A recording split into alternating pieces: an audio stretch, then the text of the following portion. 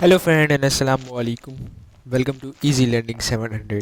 ये M G T 401 की lecture series है जिसके अंदर हम फाइनेंशियल अकाउंटिंग 2 के डिस्कस करेंगे। आज की वीडियो के अंदर हम डिस्कस करेंगे 1 से लेकर 11 लेक्चर तक को। आइए स्टार्ट करते हैं आज की वीडियो को। जी तो ये M G T 401 financial accounting के लेक्चर नंबर 1 है। इसके अंदर हम कुछ बेसिक्स बातें डिस्कस करेंगे। आइए स्टार्ट करते हैं आज के लेक्चर को। Sole proprietorship. सोल प्रोप्राइटरशिप क्या होता है? ये एक बिज़नेस होता है जो एक बंदा ओन करता है। जैसे पाकिस्तान के अंदर सेठिया कंपनी कहते हैं या सेठिया कहते हैं, सेठ सेठ चला रहा है, तो उस कंपनी को सोल प्रोप्राइटर मोस्टली कहा जाता है क्योंकि एक ही बनाने वाला होता है और उसको चलाने वाला भी एक ही होता है। पार्टनरशिप। पार्टनरशिप क्या होती है कि एक से ज़्यादा बंदा, मतलब सोल प्रोप्राइटर में तो एक ही बंदा था, इसमें क्या है, एक से ज़्यादा बंदा कोई बिजनेस रन कर रहे हो, दो यानी मतलब दो तीन चार, वो उसे यानी कि मतलब हम पार्टनरशिप कहते हैं। पार्टनरशिप के मतलब यानी कि कानून जो पार्टनरशिप पे अप्लाई होता है वो होता है पार्टनरशिप एक्ट 1932। इसके तहत पार्टनरशिप रजिस्टर्ड होती है और जितने भी राइट्स एंड ड्यूटीज़ होती हैं वो इसके अंदर लिखी हुई हैं। ज़रूरी नहीं है कि आप रजिस्टर्ड करवाएं, कई पार्टनरशिप ऐसी भी होती है जो रजिस्टर्ड भी नहीं होती। अच्छा, लेकिन पार्टनरशिप के अंदर मैक्सिमम लिमिट जो होती है वो 20 पार्टनर्स की होती है। लेकिन 20 पार्टनर्स का जिक्र कहीं भी पार्टनरशिप एक्ट में नहीं है। ये कंपनी ऑर्डिनेंस या हम कहें कि कंपनी एक्ट 2017 ने हमें बताया है कि भाई मैक्सिमम 20 पार्टनर होंगे। लेकिन एक्सेप्शंस होती हैं किसके लिए? लॉयर्स के लिए, डॉक्टर्स के लिए, चार्टर्ड अकाउंटेंट्स के लिए। और एक्सेप्शंस क्यों होती हैं उसकी वजह ये है कि ये जितने भी यानी मतलब डॉक्टर, लॉयर जो है, चार्टर्ड अकाउंटेंट है, इसलिए एक्सेप्शन होती है क्योंकि ये अपनी कोई भी यानी मतलब बिजनेस जैसे कि ये कर रहे हैं, आप जैसे लॉयर फॉर्म प्रैक्टिस कर रही है या चार्टर्ड अकाउंटेंट प्रैक्टिस कर रहे हैं, डॉक्टर प्रैक्टिस कर रहे हैं, तो ये लिमिटेड लाइबिलिटी कंपनी नहीं खोल सकते, इसलिए इनके ऊपर ये लिमिट अप्लाई नहीं होती, इसलिए इनको एक्सेप्शंस दी जाती हैं। अब ये जॉइंटली एंड सेवरली लायबल हैं कौन? जितने भी पार्टनर, मतलब यानी कि अगर इन केस के एक पार्टनर बन जाए, मर जाए, एक पार्टनर मर जाए, इंतकाल हो जाए उस पार्टनर का, तो जितने भी दूसरे पार्टनर है वो जॉइंटली यानी मतलब मिलके और सेवरली रिस्पॉन्सिबल है उस पार्टनर के, यानी जो उसकी लाइबिलिटी, उसकी वो सारे उसके ऊपर जो भी मामला थे वो सब उन पार्टनर पे आ जाएंगे जो उसके यानी जो अभी ज़िंदा हैं। अनलिमिटेड लाइबिलिटी, मतलब पार्टनर्स की पार्टनरशिप के अंदर एक चीज़ होती है कि जो लाइबिलिटी होती है वो हमेशा अनलिमिटेड होती है। इसका क्या मतलब? इसका ये मतलब होता है कि जो पार्टनर यानी मतलब अब जैसे मिसाल दे दिया है कि पार्टनरशिप के ऊपर कर्जा चढ़ा हुआ है 1 करोड़, और कब जो पार्टनरशिप है वो हो गई दिवालिया, तो अब उसके एसेट बेचे गए और जितना 1 करोड़ कर्जा था वो उतारने की कोशिश की गई। अब उसकी जो कंपनी के ऑफिस था, कंपनी की बिल्डिंग थी, सॉरी मैं कह रहा हूँ पार्टनरशिप की ऑफिस था, पार्टनरशिप की बिल्डिंग थी, पार्टनरशिप के और भी पर्सनल एसेट्स थे कि उसने बॉन्ड्स, शेयर, इन सब जगह इन्वेस्टमेंट की थी, उन सबको मिला मिलू के, इवन के स्टेशनरी सब कुछ मिला मिलू के पार्टनरशिप के जो एसेट बने वो सिर्फ 90 लाख बने। अब जितने भी पार्टनर हैं वो लाइबल हैं 10 लाख, वो कहीं से पूरा गए, चाहे वो अपना पर्सनल घर बेचें, पर्सनल गाड़ी बेचें, कुछ भी बेचें, वो जिम्मेदार हैं इस चीज़ के कि वो इस लाइबिलिटी को पूरा करेंगे। ये होती है अनलिमिटेड लाइबिलिटी के मतलब उनकी लाइबिलिटी जो है वो लिमिटेड नहीं है। कंपनी कंपनी कंपनी क्या होती है कि सेपरेट लीगल एंटिटी होती है। कंपनी समझ ले एक पर्सन है, आर्टिफिशियल पर्सन है या इंटेंजिबल पर्सन है, इसको आप छू नहीं सकते लेकिन ये एक पर्सन है। ये किसी के ऊपर मुकदमा भी कर सकती है, ये किसी से मुकदमा यानी मतलब अपने ये कोई इस पे मुकदमा भी कर सकता है, ठीक है। और ये रजिस्टर्ड यानी कि होती है कंपनी एक्ट 2017 पे। कंपनी ऑर्डिनल 1984 ख़त्म हो चुका है, यानी कि पाकिस्तान के अंदर अब एप्लीकेबल जो है वो कंपनी एक्ट 2017 है। और जाहिर सी बात है ये फॉर्म भी उसी के अंदर होती है कि 2017 के अंदर कंपनी ऑर्डिनल सब ख़त्म हो चुका है। कंपनी की टाइप कितनी होती है? बेसिकली कंपनी दो टाइप की होती है, एक प्राइवेट लिमिटेड, एक पब्लिक लिमिटेड। प्राइवेट लिमिटेड वो कंपनी होती है जो प्राइवेटली ओन होती हैं, ठीक है। और जो पब्लिकली भी वो यानी समझ ले आप प्राइवेट लिमिटेड में समझ ले आप मिसाल दें कि आप उसमें कोई भी हिस्सेदारी नहीं कर सकते, मतलब आप चाहें कि भाई मुझे मुझे इस कंपनी के शेयर्स मिल जाएं या मैं इस कंपनी के अंदर कुछ शराकत दारी ले लूँ, ऐसा कुछ नहीं हो सकता। पब्लिक लिमिटेड में आप जितने शेयर्स चाहें, अभी भी स्टॉक एक्सचेंज पे जाएं, एक ब्रोकर के पास अकाउंट खुलवाएं और उससे बोलो कि भाई मुझे समझ ले एंग्रोन अपना इसके नेस्ले के शेयर दे दो, ठीक है, वो आपको दे देगा अगर सही है। और इस तरीके से आप जाएं तो वो आपको फाइज़र के शेयर आप ले सकते हैं। इस तरीके से किसी भी कंपनी की जो पब्लिक लिमिटेड कंपनी है उसके शेयर्स आप ले सकते हैं। और इस तरीके से लिमिटेड लाइबिलिटी होती है। क्या मतलब कि जिसने अब जैसे मिसाल दे दी, आपने शेयर ख़रीद लिए, मिसाल दे रहा हूँ 1 लाख रुपए के, और वो कंपनी बंद हो गई। अब आपके पास यानी मतलब आपके 1 लाख रुपए तो डूब गए, लेकिन अब आपके पास कोई ये बंदा यानी मतलब बंदा नहीं आ सकता, वो ये नहीं कह सकता कि भाई कंपनी के जो एसेट्स थे वो कम थे और लाइबिलिटी ज़्यादा थी, तो अब अपने पर्सनल एसेट जो पार्टनरशिप में था वो नहीं होगा कि आप अपने पर्सनल एसेट बेच के हमें पूरा करो। ऐसा कुछ नहीं होगा। आपने जैसे 1 लाख रुपए दिए थे, बस 1 लाख रुपए हो गए ख़त्म। अब उसके बाद कोई आपसे और डिमांड नहीं किया जाएगा पैसे की। और टाइप्स ऑफ पब्लिक कंपनीज की भी दो किस्में होती हैं। एक के limited liability sorry listed company होती है, एक अनलिस्टेड कंपनी होती है।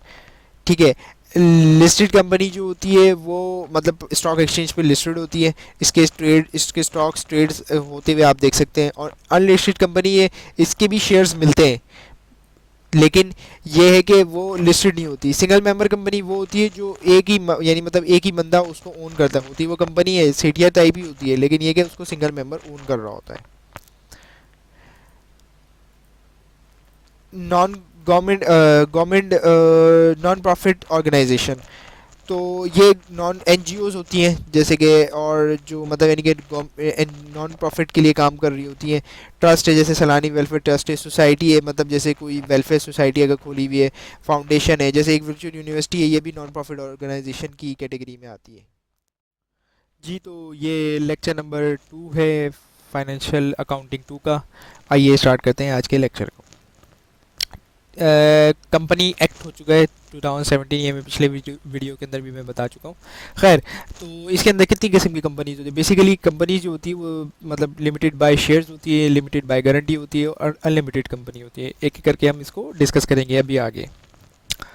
अब कंपनी बाय शेयर का मतलब क्या, मतलब ये समझ ले कि एक बंदे ने छोटा सा कंपनी का शेयर ले लिया। कैसे कि जैसे कि कंपनी मींस क्या कि liability of a member limited by memorandum to write, यानी मतलब जो मेमोरेंडम है कंपनी का उसके अंदर उस बंदे की लाइबिलिटी लिखी हुई है, ये है। और unpaid shares are respectively held, यानी इफ़ एनी, अगर लाइबिलिटी सिर्फ उसकी उतनी हद तक है अगर कोई अनपेड शेयर है।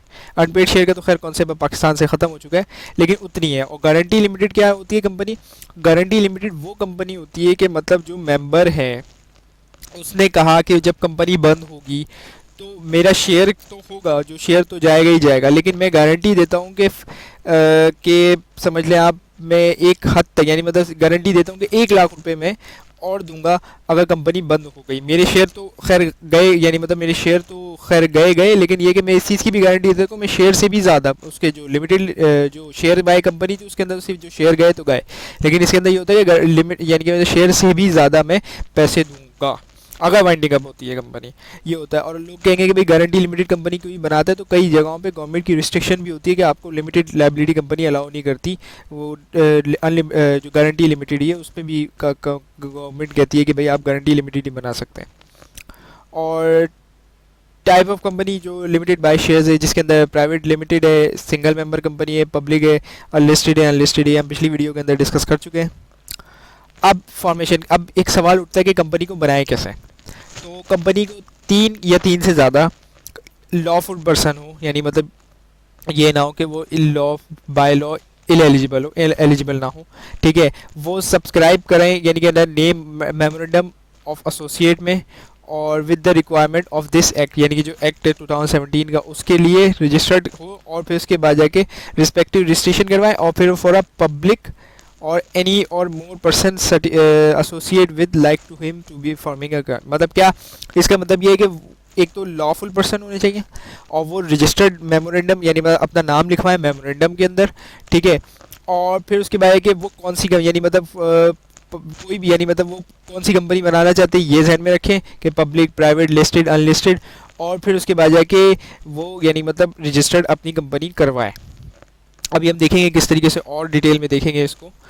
तो कुछ कंपनीज होती है जिनको रिक्वायरमेंट यानी मतलब स्पेशल अप्रूवल चाहिए होती है। नॉर्मल कंपनीज के अंदर तो वही प्रोसीजर था, लेकिन इनके अंदर जैसे बैंकिंग कंपनी है उसको ministry of finance, state bank से, नॉन बैंकिंग फाइनेंस कंपनी है तो सिक्योरिटी एक्सचेंज कमीशन पाकिस्तान से, और फिर सिक्योरिटी सर्विस प्रोवाइडिंग है तो फिर इंटीरियर डिवीजन से, और फिर इसके आगे कॉर्पोरेट ब्रोकरेज कंपनी है तो उसकी जो स्टॉक एक्सचेंज से करवाई जाएगी, और फिर इसके मनी एक्सचेंज खोले तो स्टेट बैंक से, एसोसिएशन ऑफ नॉन प्रॉफिट तो लाइसेंस इशू करेगी SECP ऑफ पाकिस्तान, और फिर ट्रेडिंग ऑर्गेनाइजेशन है तो licence by ministry of commerce के ज़रिए होगा।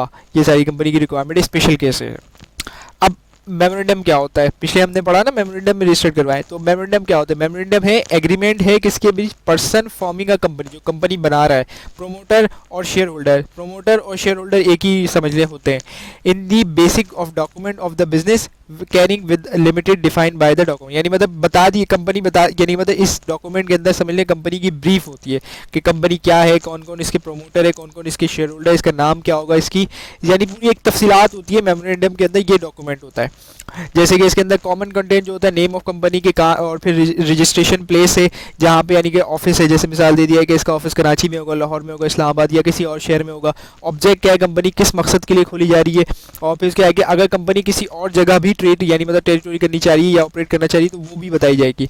और स्पेशल केसेस क्या होती है, स्टेट लाइबिलिटी कौन सी है, यानी मतलब मेंबर्स की लाइबिलिटी लिमिटेड है, अनलिमिटेड है, गारंटी क्या है, और टोटल शेयर्स कितना इशू करेगी, यानी कि इशू जो टोटल शेयर्स हैं वो कितने, यानी purpose to register to be along with this division, यानी मतलब कितने होंगे। Each member shall take at least one share, यानी ये ज़रूरी है कि हर बंदे पे जो प्रोमोटर है वो या नया जो शेयर होल्डर है वो एक शेयर ज़रूर लेगा। ये नहीं हो सकता कि वो कोई भी शेयर ना ले। और फिर इसके आगे मेमोरेंडम शेयर स्टेट लाइबिलिटी बताई जाएगी, और फिर इसके बाद extend of liability of each member, यानी किस मेंबर की कितनी लाइबिलिटी है ये उसमें लिखा हुआ होगा।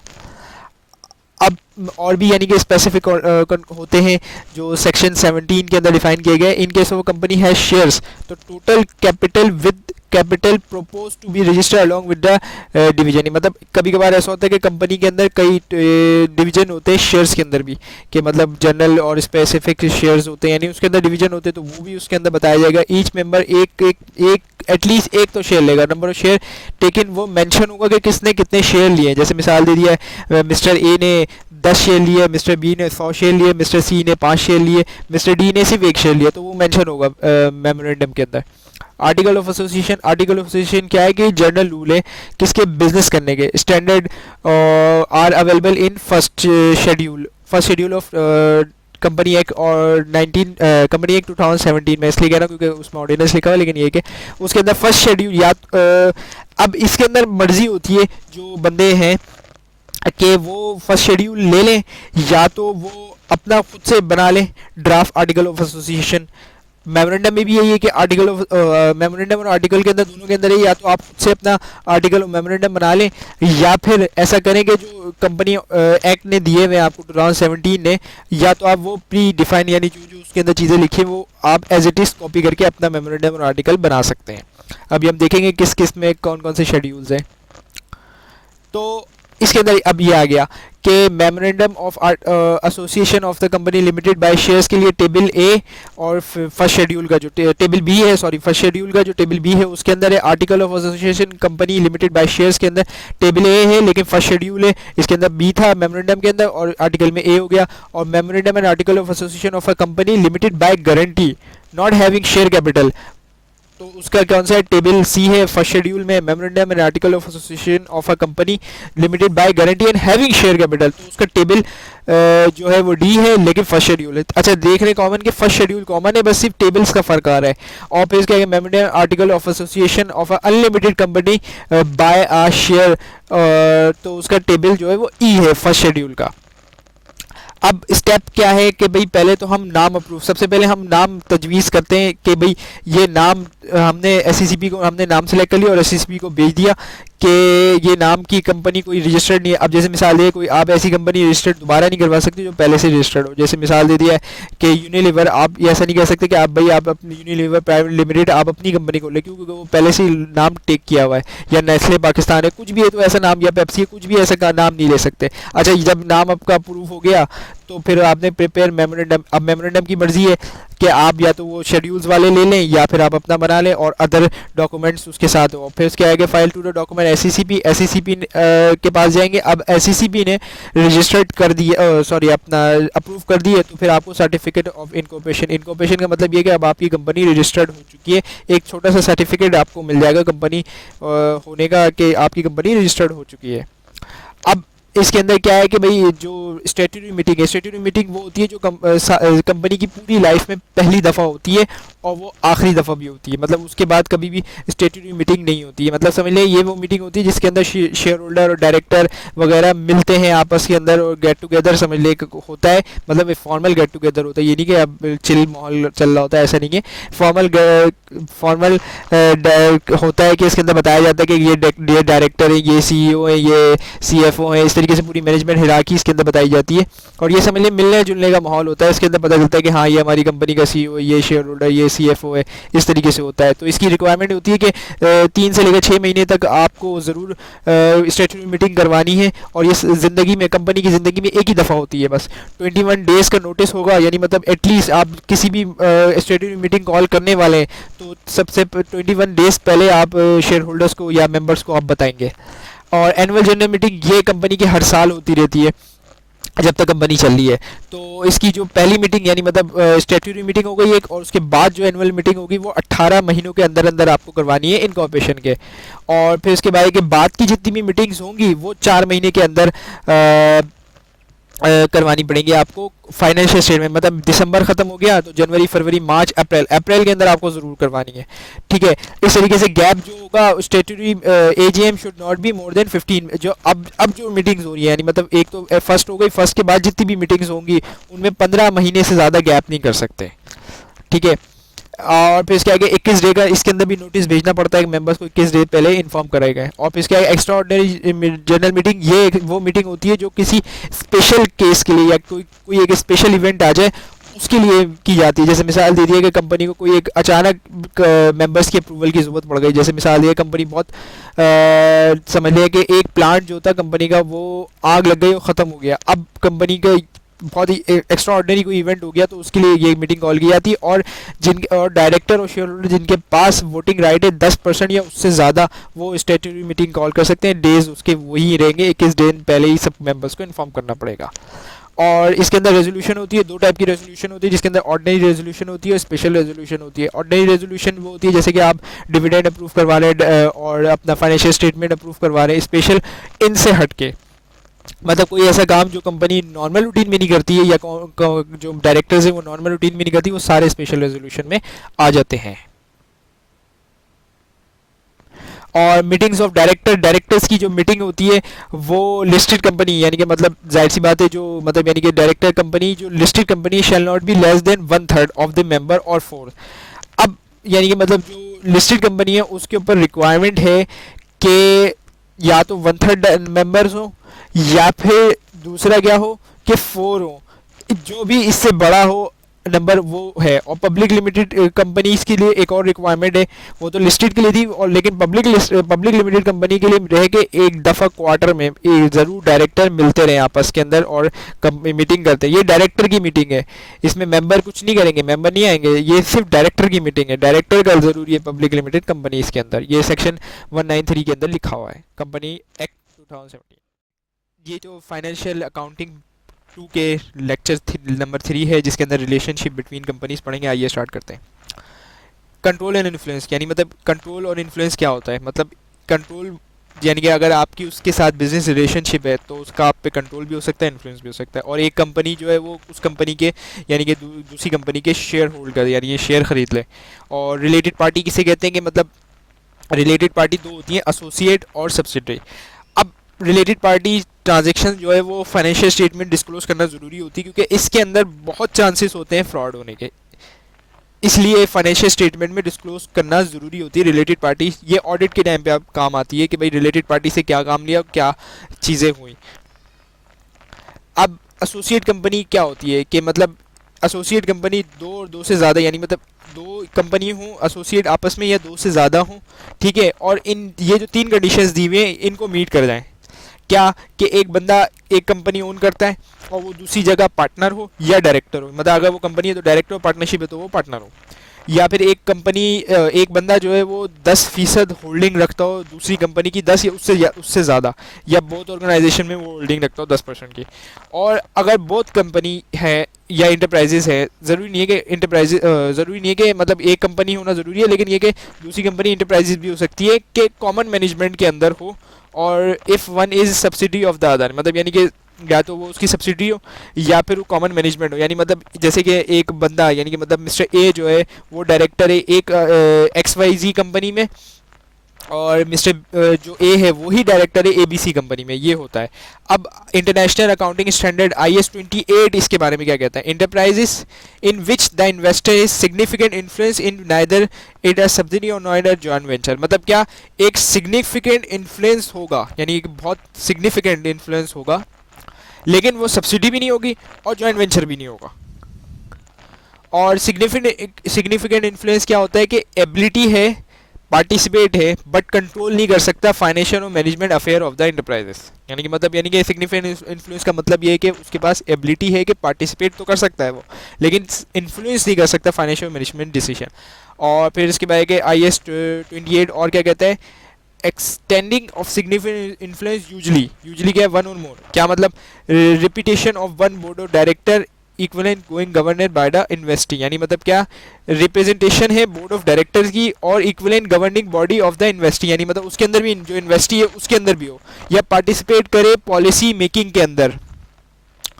अब अगर देखा जाए तो मटेरियल ट्रांजेक्शन्स यानी एसोसिएटेड के material transaction between investor and investee, मतलब मटेरियल ट्रांजेक्शंस कि एज सच तो कोई रूल नहीं है, लेकिन ये कि डिपेंड करता है कि ये क्या चीज़ है, क्योंकि इसके अंदर ये कहा जाता है कि अगर फिक्स एसिड है तो 0.5%, प्रॉफिट है तो 5%, ये एक ये समझ लिया लोगों ने रूल बनाया हुआ है, लेकिन एज सच कोई मटेरियल ट्रांजेक्शन का कोई नहीं है, लेकिन ये कि मटेरियल वो होती है जिसका इन्फ्लुएंस हो, अगर वो मटेरियल है तो उससे फाइनेंशियल स्टेटमेंट अफेक्ट हो जाए, उसे मटेरियल ट्रांजेक्शन कहते हैं। In charge of managerial person, यानी मतलब मैनेजरियल पर्सन का प्रोविजन एस्टिमेट टेक्निकल इन्फॉर्मेशन, यानी मतलब उसके बाद टेक्निकल इन्फॉर्मेशन हो उस कंपनी की।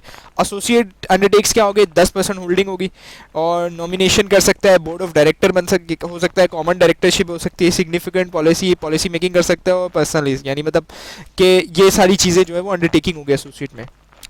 एसोसिएट उस कंपनी को कहते हैं जिसकी 10% से ज़्यादा हो, 10% या 10 से ज़्यादा और 49% हो, क्योंकि अगर 50 और 50 से अबव होगा तो वो भी सब्सिडरी बन जाएगी, अगर 49% है तो वो यानी 49.99% भी है तो वो एसोसिएट कहलाई जाएगी, वो सब्सिडी नहीं, सब्सिडी के लिए क्या है 50 या 50 से ऊपर वो सब्सिडी बन जाएगी। अब सब्सिडी डिस्कस करते हैं। सब्सिडी किसे कहते हैं कि जिसका 50% या उससे ज़्यादा या तो शेयर हो या पावर टू अपॉइंट डायरेक्टर, यानी मतलब या तो शेयर होल्डिंग के जरिए उसके पास ताकत हो, या फिर वो इतनी इन्फ्लुएंस रखता हो कि 50% वो डायरेक्टर अपॉइंट कर सकता है। अच्छा, इसके अंदर दो कैटेगरीज होती है, एक डायरेक्ट सब्सिडी होती है, एक इनडायरेक्ट सब्सिडी होती है। डायरेक्ट सब्सिडी का मतलब क्या है कि ए कंपनी जो है वो डायरेक्ट सब्सिडी है, बट जो बी कंपनी है, ए जो है वो बी की डायरेक्ट सब्सिडी है, बट जो बी कंपनी है वो खुद सी को ओन करती है। अब ए और सी का रिलेशन इनडायरेक्ट है, वो डायरेक्टली इन्फ्लुएंस तो नहीं कर रही, लेकिन ये कि वो इनडायरेक्टली उसको इन्फ्लुएंस कर सकती है, क्योंकि वो बी की सब्सिडी है सी। ये देखें इस तरीके से होता है कि मतलब यानी कि देखें अब ए जो है वो यानी मतलब बी सी जो है वो सब्सिडी है बी की जो है वो सब्सिडी है ए की, 50% मोर देन दोनों के अंदर होगा, तो ये तो डायरेक्ट है। अब इसका रिलेशन यानी मतलब जो इसका इनडायरेक्ट यानी मतलब सी का जो रिलेशन है ए के साथ वो इनडायरेक्ट रिलेशनशिप है। इसको इस तरीके से भी समझ सकते हैं कि जो डायरेक्ट रिलेशन है वो ए और सी का है, सॉरी ए और बी का है, और बी और ए का भी डायरेक्ट रिलेशन है, लेकिन ए का जो सी के साथ रिलेशन है वो इनडायरेक्ट रिलेशनशिप है। अब इसको इंटरनेशनल अकाउंटिंग स्टैंडर्ड यानी आईसा 27 क्या कहता है कि entrepreneur would be subsidy of another enterprises if the investor is in control, यानी कि कंट्रोल ऑफ सब्सिडी का इन्फ्लुएंस कर सके और कंट्रोल कर सके। Control in define as the ability to govern the financial and operating policy of the enterprises to obtain benefits, मतलब क्या कि जो फाइनेंशियल यानी ये माली है या ऑपरेशन मतलब कंपनी किस तरह बिजनेस कर रही है उसको इन्फ्लुएंस कर सकता है या उसको उसके अंदर तब्दीली ला सकता है, उससे बेनिफिट ले सकता है, तो वो इन्फ्लुएंस है। कंट्रोल का मतलब क्या, ability to govern the financial and financial तकरीबन सेम ही बात की गई है, तकरीबन दोनों के अंदर ये कंट्रोल और इन्फ्लुएंस में तकरीबन सेम ही बात की गई है। और अब टाइप ऑफ सब्सिडी एक तो 100% ओन होती है और पार्टली, मतलब यानी कि या तो एक बंदा, एक कंपनी है, ए कंपनी, उसने बी को 100% यानी 1 करोड़ रुपए में कंपनी मिल रही थी, उसको पूरा उठा लिया 1 करोड़। लेकिन अगर एक कंपनी मिल रही थी तो उसने 60 लाख रुपए दिए और 60% उसकी ओनरशिप ले ली, तो ये पार्टली होगी। जी, तो ये लेक्चर नंबर 4 है फाइनेंशियल अकाउंटिंग 2 का। आइए स्टार्ट करते हैं इस लेक्चर को।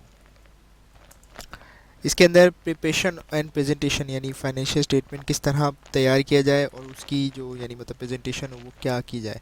तो हम दो चीज़ें हम लेके चलते हैं कि एक तो कंपनी ऑर्डिनेंस या एक्ट को लेके चलते हैं जिसका 4th शेड्यूल है, 5th शेड्यूल गाइड करता है हमें किस तरह बनाना चाहिए। और दूसरा इंटरनेशनल अकाउंटिंग स्टैंडर्ड या फिर international financial reporting in standard. दोनों एक ही बात है, कोई इतना ज़्यादा फ़र्क नहीं है। तो कंपनी ऑर्डिनेंस जो है वो यानी कि मतलब इशू किया था, यानी मतलब बनाया है, कानून बनाया है, वो गवर्नमेंट ऑफ पाकिस्तान ने बनाया है। और रेगुलेट इस्टेब्लिश ऑफ मैनेजिंग यानी कि मतलब इसका काम क्या था कि जो लिमिटेड कंपनी, चाहे प्राइवेट हो, पब्लिक हो, लिस्टेड हो, अनलिस्टेड हो, सबको मैनेज करना है। अब 4th और 5th शेड्यूल यानी कि मतलब उसके अंदर डिस्क्लोजर्स दिए गए कि किस तरीके से डिस्क्लोज़ किया जाएगा। और उसके अंदर डिस्क्लोज की यानी कि मतलब डिस्क्लोजर रिक्वायरमेंट ऑफ है लिस्टेड कंपनी, ठीक है, 4th शेड्यूल के अंदर। अब 5th शेड्यूल के अंदर क्या बताया गया है, 5th शेड्यूल के अंदर के नॉन लिस्टेड कंपनी मतलब लिस्टेड कंपनी के फाइनेंशियल स्टेटमेंट का डिस्क्लोजर्स कैसे होगा, ये 4th शेड्यूल में है। और 5th शेड्यूल के अंदर ये बात बताई गई है कि नॉन लिस्टेड यानी मतलब जो पब्लिक लिस्टेड यानी जो स्टॉक एक्सचेंज पे लिस्टेड नहीं है उसके डिस्क्लोजर्स कैसे होंगे, उसको किस तरह ये प्रेजेंट किया जाएगा। 4th और 5th शेड्यूल कंपनी के मतलब उसके पार्ट है कि एक तो जिसके अंदर डिफिनेशन है, जर्नल रिक्वायरमेंट उसके अंदर बताइए कि प्रिपरेशन प्रेजेंटेशन कैसी होगी, balance sheet requirement, profit and loss account में जिसे हम पी&एल अकाउंट भी कह सकते हैं, वैसे तो स्टेटमेंट की फॉर्म में बनता है वो। और इंटरनेशनल स्टैंडर्ड, अब जो इंटरनेशनल अकाउंटिंग स्टैंडर्ड है यानी कि जो IFRS है या फिर IAS जिसे कहते हैं, या जो IASB के थ्रू रेगुलेट होता है, मतलब जो यानी IAS जो है वो समझ लें आप एक स्टैंडर्ड है, और जो स्टैंडर्ड रेगुलेट करती है बॉडी वो इंटरनेशनल स्टैंडर्ड ऑफ बोर्ड है, ये रेगुलेट करता है। तो पाकिस्तान के अंदर वही स्टैंडर्ड या वही IAS अप्लाई होंगे जो institute of chartered accountant Pakistan approve करेगा या अडॉप्ट करेगा। और नोटिफाई कौन करेगा, security exchange of commission Pakistan. Security exchange commission of Pakistan ये वो इदारा है जो तमाम यानी मतलब लिस्टेड, अनलिस्टेड, प्राइवेट, उन सब पे नज़र रखता है। उनकी अगर आपको कोई कंपनी रजिस्टर्ड करवानी है तो ये इदारा आपको रजिस्टर्ड करके देगा, सही है। कोई कंपनी आपको यानी मतलब लिस्टेड थी, अनलिस्ट सॉरी प्राइवेट कंपनी थी, पब्लिक बनाना है, तो यही इदारा आपको काम करके देगा। ये है सिक्योरिटी एक्सचेंज ऑफ पाकिस्तान। और अब इसमें बुक्स ऑफ कीप यानी मतलब कंपनी क्या क्या बुक्स रखेगी अपने ऑफिस के अंदर। रजिस्टर्ड ऑफिस मतलब हमने पहले डिस्कस किया था ना कि कंपनी का एक रजिस्टर्ड ऑफिस होता है, वो मेंशन करते हैं मेमोरेंडम के अंदर। तो उसके अंदर जितनी भी ख़रीदो फरोख्त यानी मतलब जितना पैसा मिला, कोई काम जैसे बात है कंपनी चल रही है तो कोई प्रोडक्ट्स जैसे साबुन बेच रही है तो उस यानी साबुन बेच रही है या फिर किसी भी किस्म की वो पैसा रिसीव कर रही है वो, और कि कहाँ कहाँ एक्सपेंड कर रही है और किस किस मद में एक्सपेंड कर रही है, रिस्पेक्टिव ऑफ किस किस मतलब यानी कि रिसीव कर रही है और किस किस मद में कौन से खर्चे कर रही है। और sale and purchase of goods by the company मतलब जो कंपनीज बेच रही है। अब इसके अंदर ये से कि कोई खर्ची जैसे सेल्स एंड परचेज गुड्स वो यानी कि मतलब जो एक मेन काम है, और फिर उसके आगे कहाँ से मनी रिसीव करिए, कहाँ से मनी जो है वो खर्च किया जा रहा है, और कंपनी के तमाम असासे कितने हैं, कहाँ हैं, कैसे हैं, ये सब उसमें डिस्क्लोज करना ज़रूरी है। और अब लाइबिलिटी यानी कि मतलब ऐसी बात है, लाइबिलिटी ये तो सारे खर्चे थे, और एसेट से तो लाइबिलिटी ऑफ द कंपनी यानी मतलब जितनी भी कंपनी पे वाजिबात हैं वो सारे अदा। In case of company engage in production है या फिर प्रोसेसिंग है, मैन्युफैक्चरिंग है, माइनिंग है, such as particularly related utilization of material labor and input of item as may be prescribe if they class company in journal of do specific। मतलब क्या कि मतलब अगर कोई कंपनी जैसे माइनिंग या कोई ऐसी एक्टिविटी में इन्वॉल्व है जिसके अंदर लेबर मटेरियल वगैरह इस्तेमाल होता है तो वो स्पेसिफिकली बताएगी, यानी मतलब स्पेसिफिकली उसके अंदर कि वो चीज़ डिस्क्लोज करेगी अपने फाइनेंशियल स्टेटमेंट में। अब एनुअल अकाउंट्स क्या होते हैं? इन रिस्पॉन्सिबिलिटी होती है डायरेक्टर्स की एवरी कंपनी टू प्रिपेयर, यानी डायरेक्टर जिस कंपनी के, यानी जैसे बोर्ड ऑफ डायरेक्टर आपने सुना होगा, उनकी ही रिस्पॉन्सिबिलिटी होती है कि वो एनुअल अकाउंट्स बनाएं और प्रेजेंट करें मेंबर्स को। ठीक है, तो डायरेक्टर, और अब क्या है प्रिपरेशन ऑफ अकाउंट्स, यानी क्या मतलब जो डायरेक्टर्स हैं वो किसी भी कंपनी के, वो before annual general meeting balance sheet, income statement को, यानी मतलब जैसे थे उसको, यानी मतलब ये कहने का मकसद ये है कि जो प्रिपरेशन होगी उसको एनुअल जनरल मीटिंग से, यानी मतलब पहले, या जो एनुअल जनरल मीटिंग जो हमने पिछली में डिस्कस किया था कि भाई मेंबर्स की होती है हर साल एक दफ़ा ज़रूरी होती है, 15 महीनों में करवाना ज़रूरी होती है, तो उस मीटिंग से पहले उसको तैयार करवाना ज़रूरी है, डायरेक्टर्स तैयार करवाएंगे और उस मीटिंग में वो प्रेजेंट करेंगे।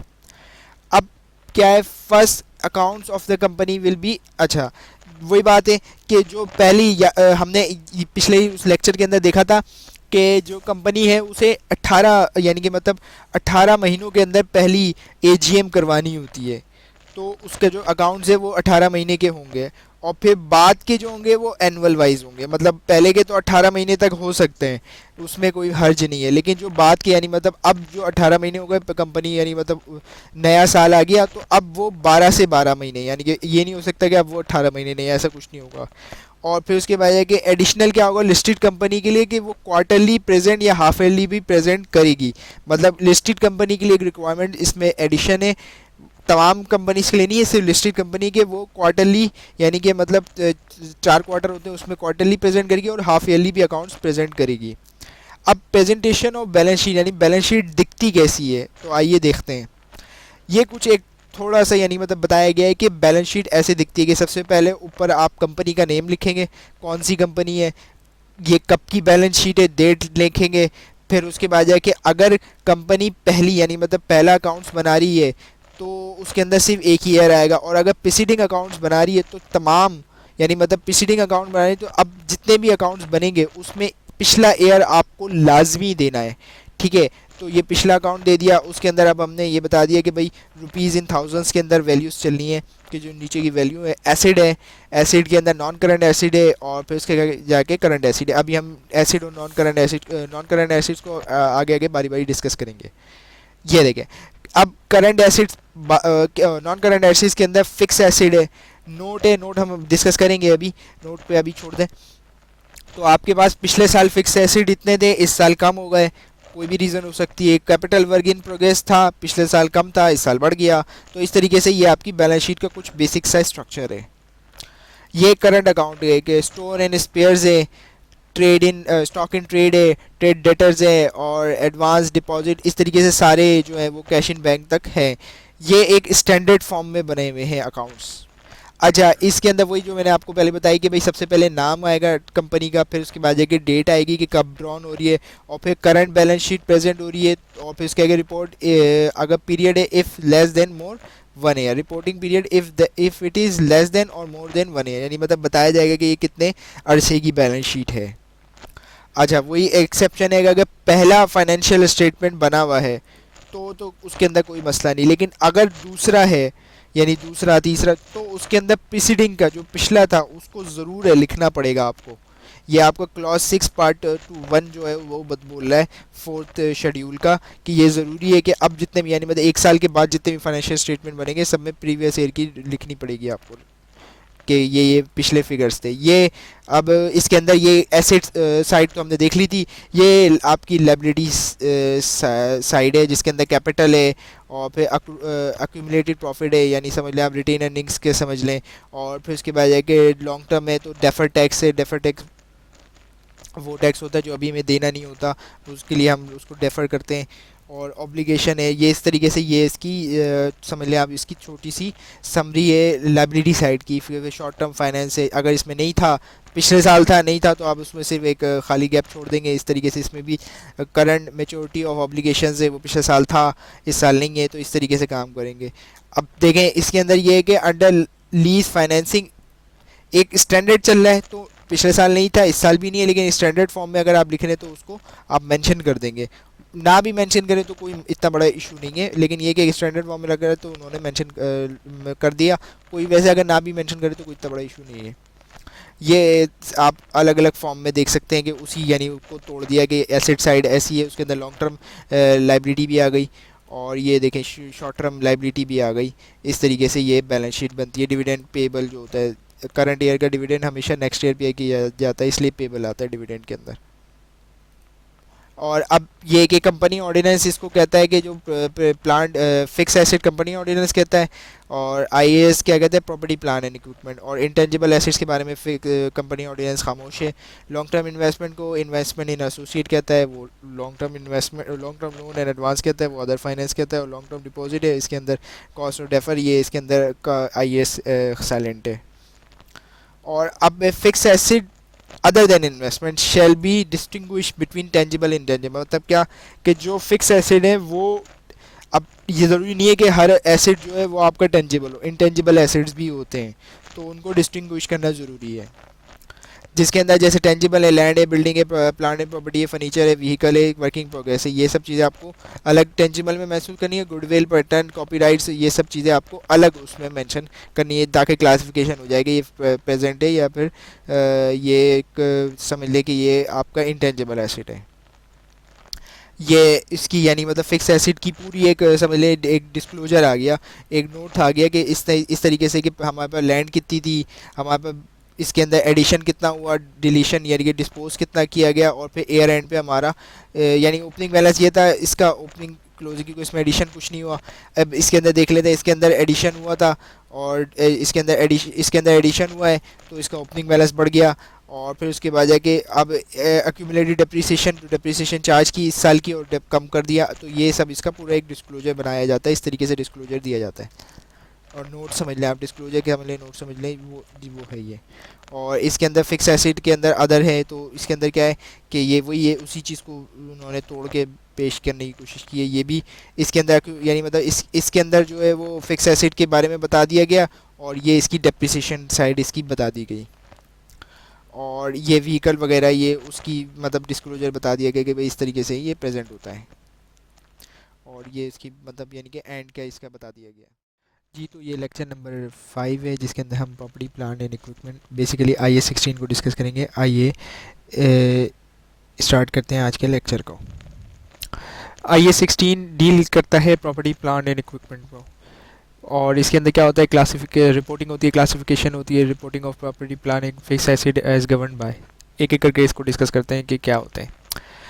रिकॉर्डिंग यानी कि मतलब रिकॉर्डिंग के अंदर यानी कि मतलब हम देखा जाए तो इनिशियल रिकग्निशन है, और फिर उसके बाद कि मेजरमेंट ऑफ कॉस्ट है, सब्सिक्वेंट एक्सपेंडिचर है, measurement of subsequent to initial recognition है, इम्पेयरमेंट है। इनको अभी एक एक करके डिस्कस करते हैं कि ये क्या होते हैं। ये रहा इनिशियल रिकग्निशन। इनिशियल मतलब यानी शुरुआती रिकग्निशन, मतलब यानी कि एसिड जब ख़रीदा जा रहा है तो उसको यानी कि हम किस तरह डिटरमाइन करेंगे कि ये पीपीई के अंदर जाएगा। इसके अंदर दो चीज़ें होती हैं, एक तो क्या कि ये जो फर्म है या जो इंटरप्राइजेज़ है वो ख़रीद है वो फ्यूचर बेनिफिट इससे एक्सपेक्ट करती है, और जो वैल्यूएशन है जो एसिड की है वो यानी कि मेजर किया जा सके। मतलब अगर आप जैसे कोई प्लांट ख़रीदें तो उसकी कीमत 1 करोड़ 2 करोड़ होगी, तो ये आप मेजर कर सकते हैं। तो इस चीज़ को कहते हैं फिजिकल यानी मतलब मेजरमेंट यानी मतलब आप उसकी कीमत जाहिर कर सकते हैं कि भाई हमने 2 करोड़ का 3 करोड़ का ख़रीदा है। अब फ्यूचर इकोनॉमिकल बेनिफिट्स का मतलब क्या, मतलब वो जैसे मिसाल दे दिया है कि आप प्लांट कोई ख़रीद रहे हैं, तो आप समझ लें साबुन की फैक्ट्री लगा रहे हैं, तो अब उस प्लांट से आप साबुन बनाएंगे, तो आपके पास जो मतलब फ़्लो यानी कि मतलब जाहिर सी बात है आप क्या करना चाहते हैं, उस प्लांट से साबुन बनाना चाहते हैं, तो इकोनॉमिकल बेनिफिट मतलब आप उसको फिर जब साबुन जब बनाएंगे तो उसको बेचेंगे भी। और क्या है, other expenditure should be treated as revenue, यानी मतलब अगर ये नहीं होंगे, यानी मतलब जो प्लांट के अंदर जो एक्सपेंडिचर यानी मतलब जो मटेरियल लग रहा है, लेबर लग रहा है, उसके ज़रिए अगर होगा तो वो जो है वो आपकी रेवेन्यू है जो पीरियड वाइज चार्ज होते चले जाएंगे। और अब valuation of asset in case of asset plans consider to be paid on acquire, मतलब क्या कि जब आप जैसे मिसाल दी, मैंने मिसाल दी कि आप किसी के पास गए और आपने बोला कि भाई ये जो साबुन का प्लांट है ये आपने बोला कि भाई कितने, उसने बोला कि भाई आपसे कि ये 10 करोड़ रुपए का है, तो आपने बोला कि ठीक है ये 10 करोड़ रुपए का, आपने 10 करोड़ रुपए उसको दिए और आपने प्लांट अपने पास ख़रीद लिया। लेकिन ऐसा भी तो हो सकता है कि आप कोई प्लांट खुद बना लें। मिसाल दे दिया है कि आप चलें प्लांट की मिसाल छोड़ दें, ऐसा है कि आप कंस्ट्रक्शन कंपनी थी और आपने सोचा कि भाई हमें एक नया ऑफिस चाहिए, तो आपने एक पूरी बिल्डिंग जो है वो आप कंस्ट्रक्शन तो करते थे ऑलरेडी, तो अब आपने क्या किया कि खुद से अपने लिए भी बिल्डिंग बना ली। तो अब आपको पता होगा कि उसकी जो कॉस्ट है कि लैंड लेबर जो मटेरियल है, लेबर है और अदर ओवर हेड्स हैं वो कितने हैं। तो ये वैल्यूएशन में आसानी हो सकती है कि आपको पता है कि क्या क्या प्राइस से किस किस को पे किया गया है। अब है इनिशियल यानी कि मतलब property plant and equipment qualified for recognition to be measure cost, मतलब क्या कि यानी कौन सी कॉस्ट हैं जो रिकग्नाइज की जाएंगी।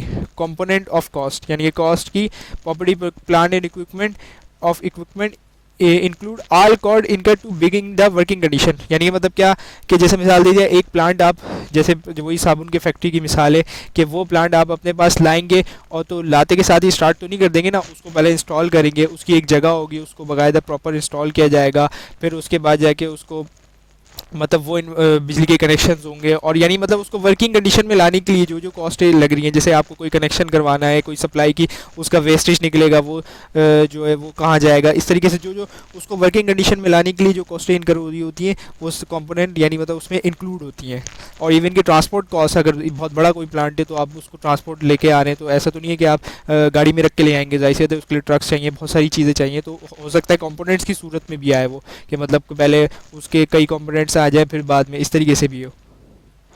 तो अब कंपोनेंट्स के अंदर क्या है, परचेज प्राइस है, इंपोर्ट ड्यूटी है, इंपोर्ट या अगर आप बाहर से इंपोर्ट कर रहे हैं तो इंपोर्ट ड्यूटी भी आएगी। अदर नॉन रिफंडेबल टैक्स, मतलब अगर रिफंडेबल टैक्स है तो वो इसमें इंक्लूड नहीं होगा और अगर नॉन रिफंडेबल है तो वो इंक्लूड होगा। कॉस्ट ऑफ साइट प्रिपरेशन यानी मतलब जो प्रिपरेशन है यानी मतलब जो अब आप जिस जगह लाके इंस्टॉल कर रहे हैं तो वहाँ की चीज़ें अगर सफाई करवानी पड़ रही है आपको, या फिर अगर उसमें उस प्लांट की रिक्वायरमेंट है कि आपको एसी लगवाना है तो आपकी एसी लगवा रहे हैं। और इनिशियल डिलीवरी मतलब अगर आप ट्रक के ज़रिए लेके आ रहे हैं तो वही बड़ा प्लांट है या फिर कुछ भी है तो वो इनिशियल डिलीवरी और हैंडलिंग कॉस्ट वगैरह शामिल है। और इंस्टॉलेशन ऐसे होता है उसको लाएंगे मकैनिक जो इंजीनियर्स हैं वो उसको आगे इंस्टॉल करेंगे। और जो एडमिनिस्ट्रेशन एंड अदर कॉस्ट यानी एडमिनिस्ट्रेशन जो एडमिनिस्ट्रेटर होगा वो भी तो जाहिर सी बात है उसका भी तो कुछ हो रहा है। और बोरिंग कॉस्ट, अगर उस प्लांट के एवज यानी मतलब उस प्लांट को इंस्टॉल करने में अगर आपने कोई कर्ज लिया हुआ है तो वो आपकी बोरिंग कॉस्ट है वो भी इसके अंदर इंक्लूड होगी, उसका इंटरेस्ट भी इंक्लूड होगा आपके उसमें। अब एक्सचेंज ऑफ एसिड डिस्क्रीमेंट यानी मतलब क्या कि कोई ऐसा है कि डिसिमिलर एसिड, यानी मतलब ये होता है कि अब जैसे आप जिस समझ लें इस चीज़ को कि एक पुराना यानी मतलब प्लांट है लेकिन वो डिसिमिलर है, मतलब उससे मिलता जुलता नहीं है, लेकिन ये कि अगर आप उसको एक्सचेंज में दे रहे हैं, ठीक है, और वो दे रहा है तो अब इसके अंदर क्या होगा, in case of property dissimilar asset है, ठीक है, the cost of new asset is measure at fair value और एसिड रिस्क, यानी मतलब जो मेजर होगी वो वैल्यू होगी वो फेयर वैल्यू पे की जाएगी। और अब फेयर वैल्यू क्या है, मतलब यानी कि फेयर वैल्यू क्या है, fair value of the asset given up plus और valuation cash and cash in equivalent transfer, यानी मतलब फेयर वैल्यू वो है कि यानी आपने पैसे दिए और उसने प्लान ले लिया, ये है फेयर वैल्यू समझ लें, या फिर कैश और कैश इक्विवेलेंट ट्रांजैक्शन हो जाए तो उसको हम कहेंगे। और अब सिमिलर प्लांट अगर मिसाल दे दिया है कि आपके पास पुराना साबुन का जो प्लांट था वो रखा हुआ है, उसके एक्सचेंज में कर रहे हैं और आपको नया साबुन का प्लांट मिल जाएगा, तो उसके एक्सचेंज में क्या होगा, cost of new is measure at carrying value, जो कैरिंग वैल्यू है ऑफ द ओल्ड प्लांट, यानी जो आपके पास कैरिंग वैल्यू चल रही थी उस पे होगी, उसके अंदर फेयर वैल्यू था, इसके अंदर कैरिंग वैल्यू पे की जाएगी मेजर, उसके अंदर फेयर वैल्यू था जो डिसिमिलर था, इसके अंदर क्या की जाएगी, जो आपके कैरिंग वैल्यू जो आपके चल रही थी डिप्रिशिएट हो रही थी आपके चल रही उस पर मेजर की जाएगी। अब एक्सचेंज ऑफ सिमिलर एसिड के बजाय से fair value of the asset receive may be provide evidence और appropriate date impairment is given, यानी इम्पेयरमेंट हो सकती है, मतलब यानी कि उससे कम भी वैल्यू हो सकती है, जरूरी नहीं कि वही वैल्यू, उससे इम्पेयरमेंट हो सकता है, इम्पेयरमेंट लॉस हो सकता है आपका, ठीक है। Subsequent expenditure on asset is already recurrent should be on add to the carrying, यानी जो बाद के एक्सपेंडिचर है वो भी उसमें कॉस्ट के अंदर ऐड होंगे प्लांट की। अब सब्सिक्वेंट एक्सपेंडिचर के अंदर क्या हो सकता है, probably future economic benefit exceed is original extended performance of the asset, मतलब क्या example, modification of item of the plant, मतलब ये हो सकता है कि भाई कि कुछ यानी जैसे मिसाल दे दिया है कि आप एक प्लांट लाए थे, ठीक है, और उसकी मतलब वो आपने इंस्टॉल कर दिया, लेकिन अब जो डीलर है उसने बोला कि यार इसको इस तरीके से मॉडिफाई करवा लो तो इसकी लाइफ बढ़ जाएगी या फिर कैपेसिटी, यानी मतलब समझ लें जो अब जैसे अब मैं आपको इसकी मिसाल देता हूँ प्लांट की, छोड़ें, आप लें गाड़ी की मिसाल, गाड़ी का इंजन जो है वो ओवरहॉल होता है। ओवरऑल मतलब यानी खुल के बनता है हर 5 साल, तो उससे क्या होता है गाड़ी की लाइफ बढ़ जाती है, गाड़ी के इंजन की लाइफ बढ़ जाती है। तो ये हो सकता है। और अगर यानी कि मिसाल दे दिया कोई गाड़ी को अपग्रेशन पे ले जाए, यानी कि मतलब गाड़ी जो है वो अपग्रेड हो जाए उससे, यानी मतलब मिसाल दिया है अक्सर ये स्पोर्ट्स कार में होता है कि उसके अंदर जो सीसी होते हैं वो बढ़ जाते हैं। अक्सर जो स्पोर्ट्स कार में होता है सीसी बढ़ जाते हैं। तो अगर वो इम्प्रूव कर गई क्वालिटी, तो ये होता है सब्सिक्वेंट एक्सपेंडिचर। अब subsequent expenditure should not be capitalise, वो कैपिटलाइज नहीं होंगे। यानी कि एक्सपेंडिचर रिपेयरिंग जो अब जैसे गाड़ी है उसकी भाई नॉर्मल जो आपकी जंपें ख़राब हो जाती हैं वो आप चेंज करवाते हैं, आपके जो ब्रेक शू हैं वो ख़राब हो जाते हैं, तो वो एक नॉर्मल रिपेयरिंग की चीज़ है, वो सिर्फ रेवेन्यू एक्सपेंडिचर होंगी, उसको आप कैपिटलाइज नहीं करेंगे। अब क्या है कि initial subsequent of recognition, subsequent initial measure of A cost accumulate, जाहिर सी बात है कॉस्ट होता है लेस एक्यूमुलेटेड डेप्रिसिएशन और any accumulate impairment loss. Impairment loss मतलब यानी कि जो एसिड है उसकी वैल्यू मार्केट में कम हो गई और आपकी बुक्स में ज़्यादा है, वो इम्पेयरमेंट लॉस कहलाया जाता है। और अल्टरनेटिवली हम क्या कर सकते हैं, तो सब्सिक्वेंट ऑफ इनिशियल मेजरमेंट क्या कर सकते हैं, आल एड रिवोल्यूशन बिंग, यानी कि revolution for a fair value is revolution less any subsequent accumulated depreciation. मतलब क्या, आप इम्पेयरमेंट लॉस अगर जैसे होता है कभी कभार कि 5 साल बाद रिवोल्यूशन करवाएं, 10 साल बाद करवाएं, आईएसएस की इजाज़त देता है कि आप रिवोल्यूशन करवा सकते हैं, लेकिन हो सकता है कि आपका रिवोल्यूशन करवाने से ब्रांड की वैल्यू बढ़ी नहीं, हो सकता है आपकी वैल्यू कम भी हो जाए और हो सकता है बढ़ भी जाए, तो इम्पेयरमेंट लॉस भी आ सकता है। अब depreciation is a systematic allocation, और यानी कि मतलब डेप्रिसिएशन क्या है कि एक सिस्टमेटिक है, जैसे मिसाल दी जाए कोई प्लांट को डायरेक्टली कभी भी रेवेन्यू एक्सपेंडिचर नहीं किया जाता, इसको डेप्रिशिएट किया जाता है day by year by year. मतलब अगर 10 साल के लिए यूज़फुल लाइफ है तो आप 1 लाख का प्लांट ले रहे हैं या 10 करोड़ का प्लांट ले रहे हैं, वो मर्जी है, आप 1 करोड़ का ले लें, तो अब आप उसको एक एक 10 10 लाख रुपए जो है वो आप उसको डेप्रिशिएट करेंगे हर साल। ठीक है। अब depreciation it a cost and other amount subsequently for the cost of revolution amount is that expectation disposal. मतलब क्या कि डेप्रिसिएशन जो जो अमाउंट है वो cost other amount subsequent for the cost revolution less करना, यानी मतलब रिवोल्यूशन लेस और एक्सपेक्टेड डिस्पोजल के साथ।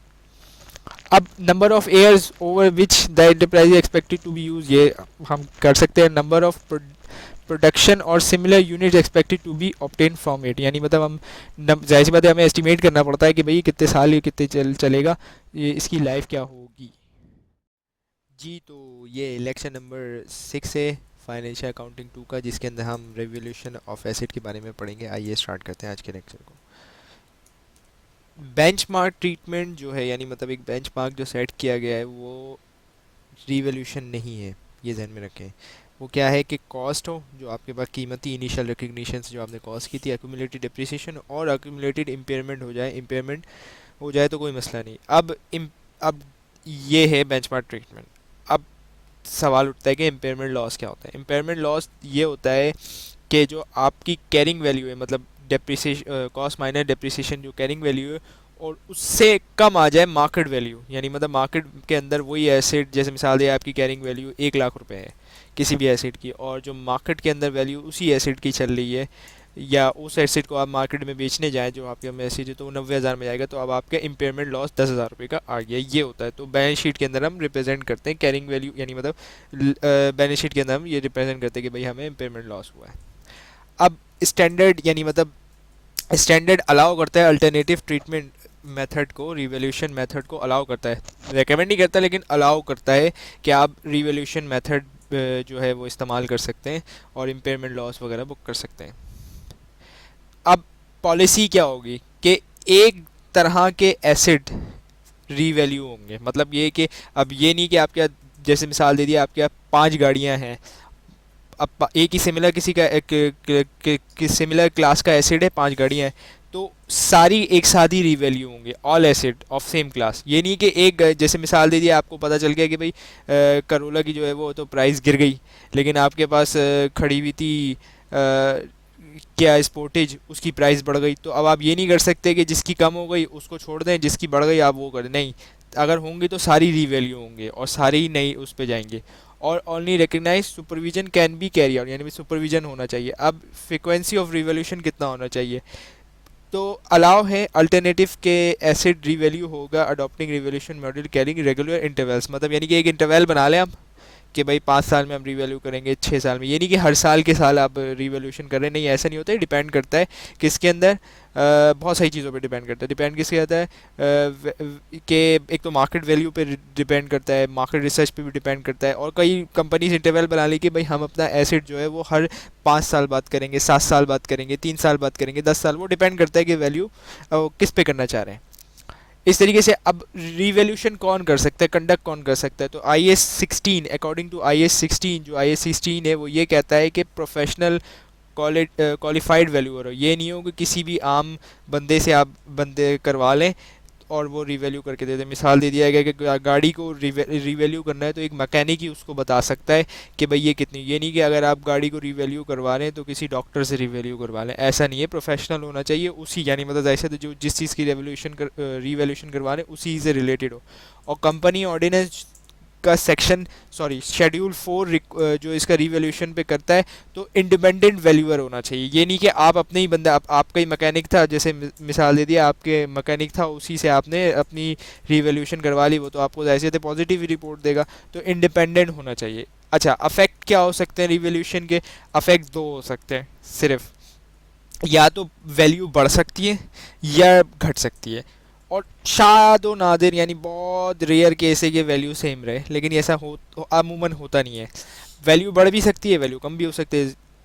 अब देखते हैं कि वैल्यू अगर कम हो गई, अगर रिवैल्यूशन मतलब क्या होगा, अगर आपने जैसे मिसाल दी था 1 लाख रुपए का बल्कि 10 लाख रुपए की गाड़ी थी, आपने रिवैल्यू करवाई और वो आ गई 8 लाख रुपए पे। अब 20 यानी कि 2 लाख रुपए का जो है वो आपका, तो आप क्या करेंगे, उसको चार्ज कर देंगे प्रॉफिट एंड लॉस अकाउंट में उस पीरियड के, बस ये आपका काम होगा। और आप क्या करेंगे, however the revaluation decrease should be charge directly against any related revaluation surplus. अब क्या कह रहे हैं, अगर पहले से कोई सरप्लस होगा ना रिवैल्यूएशन का, तो पहले उसको यानी कि मतलब उसको डिक्रीज किया जाएगा। अगर रिवॉल्यूशन सर यानी पिछले दिनों, अगर पिछले साल या उससे साल अगर कोई सरप्लस चलता हुआ आ रहा है, या फिर उस साल मतलब कोई सरप्लस था, तो उसको पहले डिक्रीज करेंगे। कहाँ तक? जब तक सरप्लस है, एग्जिस्ट कर रहा है, एक्सीड नहीं करेगा, यानी जितना सरप्लस था उतना ही होगा, बाकी आप छोड़ देंगे, एक्सीड नहीं करेंगे उससे। और अब सरप्लस का ट्रीटमेंट अब ये हुआ कि एक 10 लाख की गाड़ी थी, वो 12 लाख की हो गई, तो क्या करेंगे, रिवैल्यूएशन से credit directly to equity under the head, यानी मतलब ये प्रॉफिट एंड लॉस में नहीं आएगा, वो लॉस तो प्रॉफिट एंड लॉस में जा रहा था, ये इक्विटी के अंदर चला जाएगा। इक्विटी के अंदर किससे? रिवैल्यूएशन सरप्लस के अंदर चला जाएगा। However revaluation increase should be treated as an income extend to reserve decrease by the same provision of the expenditure। मतलब क्या, ये आहिस्ता आहिस्ता करके, यानी मतलब आहिस्ता आहिस्ता करके ये प्रॉफिट एंड लॉस के अंदर चार्ज होता रहता है। Revaluation same as previous recognition, ये आहिस्ता आहिस्ता करके चार्ज होता है, लेकिन शुरुआत में ये रिवैल्यूएशन सरप्लस अकाउंट में ही जाएगा। अब जो रिवैल्यूएशन की यानी मतलब जो है सेक्शन 2 यानी 235 जो है वो कहता है कि कंपनी रिवैल्यू फिक्स एसेट जो इंक्रीज ऐड होंगे by return down of the books appear in the accounts of the surplus, यानी मतलब जो रिवैल्यूएशन अगर आप सरप्लस करेंगे तो वो आपकी revaluation account surplus on revaluation account of fix asset के अंदर शो होंगे, और वो बैलेंस शीट के अंदर भी शो होंगे आफ्टर इसमें कैपिटल एंड रिजर्व के बाद। ठीक है, एक्सेप्ट क्या है, except to extend actual realise of disposal of asset, यानी मतलब डिस्पोजल जो हुआ और was revalue and surplus revaluation of fix asset should be not appear, net appear नहीं होगा, रिड्यूस एंड एनी डेफिसिट और लॉस हुआ वेदर पास्ट और करंट हो या पास्ट हो कोई फ़र्क नहीं पड़ रहा। ठीक है, in manner apply adjustment treatment होगा इनकम एंड यानी कि मतलब इनकम और profit and surplus of a company utilise directly indirectly way of dividend, यानी जैसे डिविडेंड का ट्रीटमेंट होता है वैसे उसका ट्रीटमेंट भी होता है। अब प्रोवाइड दैट सरप्लस जो है वो आपका रिवैल्यूएशन का में भी सेट ऑफ कर दे किसी डिस को डेफिसिट को अराइज टू, यानी मतलब जैसे भी हो सकता है कि कोई एसेट के सरप्लस बढ़ रहा हो और कोई डेफिसिट अराइज हो रहा हो, तो उसको सेट ऑफ भी कर सकते हैं अदर फिक्स एसेट कंपनी से, ये हो सकता है। अब रीस्टेटिंग द कैरिंग वैल्यू, जो आपकी अपनी IAS 16 जो है वो 2 मेथड देता है आपको। पहला क्या है, gross carrying value of asset should be state along with the accumulated depreciation, so the carrying value is equal to the amount. मतलब कैसे, अब आपका एसेट की जो कॉस्ट थी वो तो 5 लाख रुपए थी, लेकिन एक्यूमुलेटेड डेप्रिसिएशन इस पे चार्ज हुई 2 लाख रुपए। तो कैरिंग वैल्यू कितनी हो गई आपकी? तो आपकी हो गई 3 लाख रुपए। लेकिन अब आप क्या हुआ, सपोज क्या हुआ, एसेट जो है वो रीवैल्यू हो गया 4,50,000 रुपये में। अब इसका ट्रीटमेंट देखते हैं कि जो नेट कॉस्ट और एक्यूमुलेटेड डेप्रिसिएशन है, अब वो कैसे ट्रीट, यानी मतलब ग्रॉस अमाउंट कैसे निकालेंगे। तो रीवैल्यूशन कितनी हुई थी, एसेट की कॉस्ट कितनी, एसेट की कॉस्ट कितनी 5 लाख, रीवैल्यूशन कितनी हुई 40, और आपकी एक्यूमुलेटेड डेप्रिसिएशन, सॉरी आपकी कैरिंग वैल्यू यानी जो उस वक्त थी जब थी, तो उससे 750 आ गए। अब एक्यूमुलेटेड डेप्रिसिएशन कभी निकालेंगे तो 20 लाख रुपए आई। 20 लाख कैसे आई, जो आपकी एक्यूमुलेटेड डेप्रिसिएशन की वैल्यू थी और जो रीवैल्यूएशन सरप्लस था, और 3 लाख तो वही है जो आपका कैरिंग वैल्यू, तो 3 लाख। तो अब आप दोबारा कहाँ पे आ गए, 450,000, यानी 4,50,000 रुपया आ गए। अब सेकंड मेथड क्या है, accumulated depreciation eliminate against the gross carrying value of, यानी मतलब इसके अंदर एलिमिनेट कर देंगे रीस्टेट ऑफ रीवैल्यूएशन अमाउंट से। देखते हैं ट्रीटमेंट। तो इसमें क्या किया कि एक एसेट था जो return of against the gross amount जो था उसका, वो ब्रिंग 30 यानी 3 लाख रुपए बता कैरिंग वैल्यू। बट अब क्या हुआ, रीस्टेट हो गई कितने पे, तो इसके अंदर तो हमें क्या करना है, सेट ऑफ करनी थी एक्यूमुलेटेड डेप्रिसिएशन, तो 0 पे लिया है। तो इसमें कोई डेप्रिसिएशन चार्ज उसमें दी थी, इसमें इस मेथड के अंदर ऐसा नहीं है। अब revaluation surplus is transfer to retain earning, जो सरप्लस होगा, और फिर क्या है कि एसिड जब सरप्लस इज रियलाइज होगा जब एसिड डिस्पोज होगा या with in use of the acid, मतलब अगर हम यूज़ करिए, अगर हमने उस वक्त डिस्पोज कर दिया तो हमारा जो सरप्लस था वो सारा रियलाइज हो जाएगा, और अगर हम यूज़ कर रहे हैं तो वो आहिस्ता आहिस्ता हमारे प्रॉफिट एंड लॉस अकाउंट में आता रहेगा उसका सरप्लस का इफेक्ट। अब ये एग्जाम्पल है, जैसे मिसाल दी जाए कि कॉस्ट कितनी थी आपकी 5 लाख रुपए, एक्यूमुलेटेड डेप्रिसिएशन कितनी है वही, रिवैल्यूएशन सर पे। अब क्या कर रहे हैं, सपोज कर रहे हैं कि 20%, यानी मतलब अब रिवैल्यूएशन हो गया ना, अब 20% डेप्रिसिएशन चार्ज कर रहे हैं इस पर। तो देखते हैं कैसे करते हैं।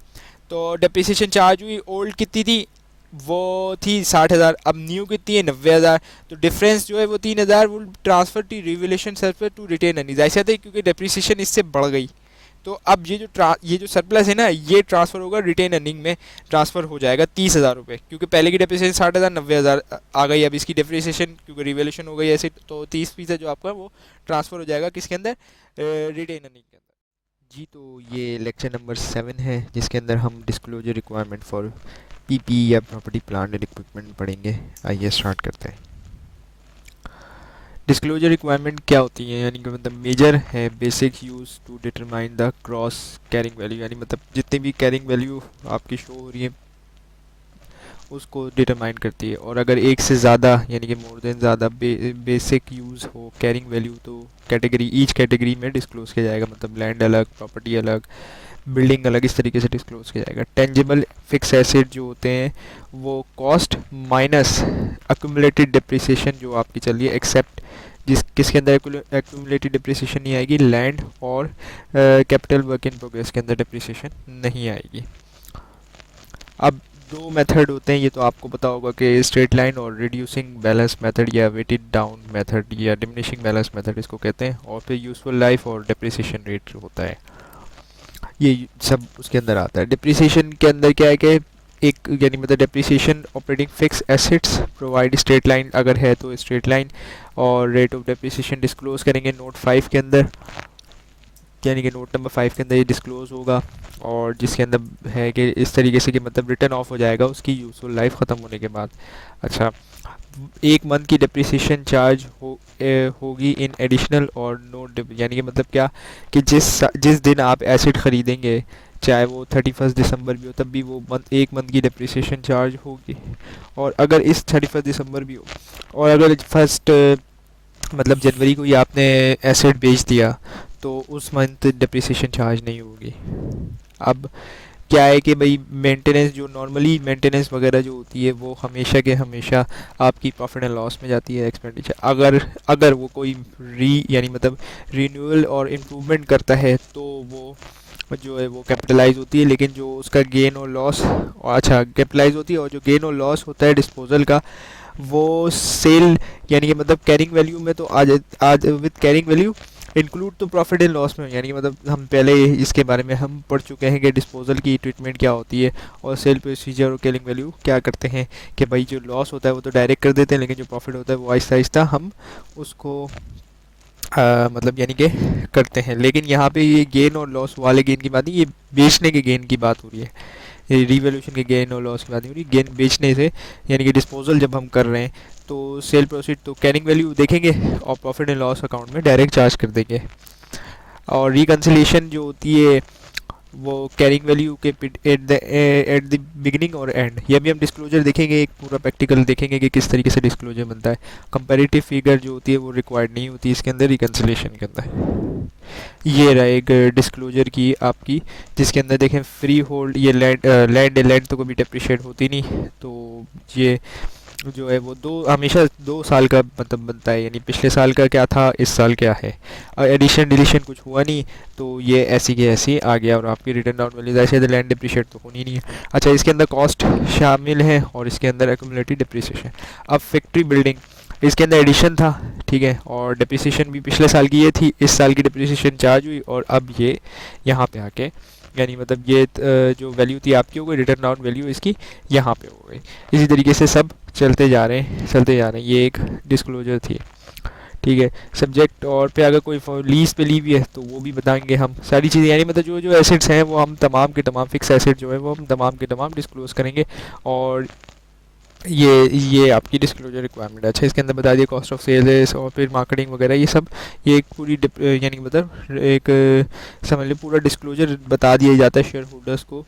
ये डिस्क्लोजर क्यों देते हैं कि ये इसका मतलब ये होता है कि शेयर होल्डर्स को बता दें, गाइड कर दें कि भाई हमने ये चीज़ें खरीदी, ये चीज़ें बेची और ये इसके मतलब पूरे साल में हमने क्या क्या किया। अब डिस्क्लोजर के अंदर क्या है कि भाई जो एग्जिट अमाउंट, जो मतलब यानी कि जो टाइटल, यानी मतलब जो एग्जिस्टेंस अमाउंट ऑफ रिस्ट्रिक्शन होती है टाइटल की, property plant and equipment as a security, मतलब अगर कोई प्लेज वगैरह किया हुआ है तो वो आपको जाहिर करना पड़ेगा। तो अब अकाउंटिंग पॉलिसी कौन सी यानी कि में की गई है, जिसके अंदर आपको आइटम लिए गए, अमाउंट ऑफ एक्सपेंडिचर कितने अकाउंट्स हुए हैं in the course of construction, यानी कि बनाने के लिए एसेट कितना खर्चा किया गया है, और अमाउंट कमिटेड फॉर एक्वाइजिशन, कितना खर्चा आपने पीपीई को यानी कि मतलब कोई गाड़ी खरीदने में, बिल्डिंग खरीदने में किया है, ठीक है। और फिर उसके बाद के जो आइटम है property plan equipment state revalue amount, the following disclosure, the base use of revolution, यानी बेस यूज़ बताना है इसके अंदर, अफेक्टिंग डेट ऑफ रिवोल्यूशन यानी किस दिन हुई थी, और whether independent valuer was involve in, यानी कि इंडिपेंडेंट कौन वैल्यूअर था ये बताना ज़रूरी है। अब carrying value of each class is had not to be revalue, यानी मतलब क्या कि जो कैरिंग अमाउंट है वो each class of property plan है if they had no revalue, यानी मतलब जैसे तो कैरिंग कॉस्ट ही रहेगी अगर वो रीवैल्यू नहीं हुआ है। और रिवोल्यूशन सरप्लस जो है इंडिकेट करता है क्या कि मूवमेंट पीरियड एनी रिस्ट्रिक्शन और distribution of the balance of share holder, ये यानी मतलब वही मूवमेंट बताता है कि क्या हुआ क्या नहीं हुआ, किस तरह हुआ। अब बात करते हैं बोरोइंग कॉस्ट IAS 3023 के बारे में। बोरिंग कॉस्ट जो होती है जनरली, मतलब बोरिंग कॉस्ट मतलब क्या कि कर्ज लेके आप, जैसे आपने किसी कंपनी से लोन ले लिया, ओ सॉरी किसी बैंक से आपने लोन ले लिया, तो उसके अंदर जो आप इंटरेस्ट पे कर रहे हैं समझ लें वो आपकी बोरोइंग कॉस्ट है उसकी, यानी मतलब 10 लाख का कर्जा लिया और 10% इंटरेस्ट आप पे कर रहे हैं, मिसाल दे रहा हूँ, तो 1 लाख रुपए आपकी बोरोइंग कॉस्ट है। तो जनरली जो होती है वो हमेशा चार्ज कर दी जाती है एक्सपेंडिचर के अंदर, यानी मतलब एक्सपेंस की जाती है। लेकिन क्या इसको कैपिटलाइज कर सकते हैं? जी हाँ, अल्टरनेटिव ट्रीटमेंट इसका यही है कि आप इसको कैपिटलाइज करते हैं। अभी हम डिस्कस करेंगे कि क्या क्या कंडीशंस होती हैं कि बोरिंग कॉस्ट कैपिटलाइज होती है। तो बोरिंग कॉस्ट जो अल्टरनेटिव ट्रीटमेंट होता है उसमें कैपिटलाइज होती है। और बोरिंग कॉस्ट क्या होती है? क्या interest and other cost connected to borrowing fund, यानी मतलब ऐसे आते हो सकता है कि भाई कुछ खर्चा लगा हो आपको, ये मतलब एक तो इंटरेस्ट आपको पे करना है और कुछ और खर्चा एडिशन लग गया हो जो आपको एज अ बोरिंग कॉस्ट वापस करना है। अच्छा, बोरिंग कॉस्ट क्या में इंक्लूड, यानी कि क्या हो सकता है, क्या क्या इंक्लूड हो सकता है? पहला तो सबसे इम्पोर्टेंट है मार्कअप ऑन रनिंग फाइनेंस भी हो सकता है, यानी कि मतलब कभी कभार रनिंग फाइनेंस फैसिलिटी वो होती है जैसे कि आप बैंक से बोलते हैं कि भाई मैं लोन तो नहीं ले रहा लेकिन अगर मुझे ज़रूरत पड़ी तो मैं ले लूँगा, फिर तुम्हें वापस कर दूंगा 1 महीने बाद, यानी कि कोई ऐसा कोई लोन नहीं होता ये। रनिंग फाइनेंस फैसिलिटी होती है ये कि मतलब शॉर्ट पीरियड के लिए 1-2 दिन के लिए ले ली जाती है, या फिर 1 हफ्ते के लिए 1 महीने के लिए ऐसे होता है। शॉर्ट पीरियड के लिए लिया जाता है लोन, या फिर लॉन्ग टर्म फाइनेंस तो लोन है ही। और other A cost incurred in connecting with borrowing cost हो सकती है। Markup in respect of financing lease, अगर कोई चीज़ लीज पे ले रहे हैं तो उस पर जो मार्कअप होता है, और exchange between arise foreign currency borrowing, हाँ तो वो जो है रिगार्डिंग एज दैट जेन, यानी कि मतलब अगर आपने बाहर से किया हुआ है तो एक्सचेंज डिफरेंस, अगर जैसे मिसाल दे दिया जब आपने लिया था तो 100 रुपये का डॉलर था और अब वो है वो 160 रुपये का हो गया, तो आपका बोरिंग कॉस्ट डॉलर में तो उतनी ही है लेकिन रुपीज़ में बहुत बढ़ गई, तो वो भी आपको करनी पड़ेगी एडजस्ट, और वो आपको यानी मतलब को आपकी है तो कॉस्ट, तो वो आपको बोरिंग कॉस्ट में ही शामिल करना पड़ेगा। अच्छा, अब रिकग्नाइज बेंचमार्क क्या है इसका, कि भाई क्या, कि भाई जो बेंचमार्क ट्रीटमेंट है बोरिंग कॉस्ट का as expenditure in the period they incurred regardless of how the loan, यानी मतलब इनकर्ड तो होगी चाहे आप लोन रखे रहें या खर्च कर दें पूरा, कोई फ़र्क नहीं पड़ता, बोरिंग कॉस्ट आप उसको यानी मतलब उसको उस पीरियड के अंदर चार्ज ज़रूर करेंगे। अब बेंचमार्क ट्रीटमेंट क्या है कि enterprise only required to disclose कि पॉलिसी कौन सी आपने अडॉप्ट की है, डिस्क्लोजर के अंदर आपको इसको क्या करना है, कौन सी पॉलिसी अडॉप्ट की है बोरिंग कॉस्ट की।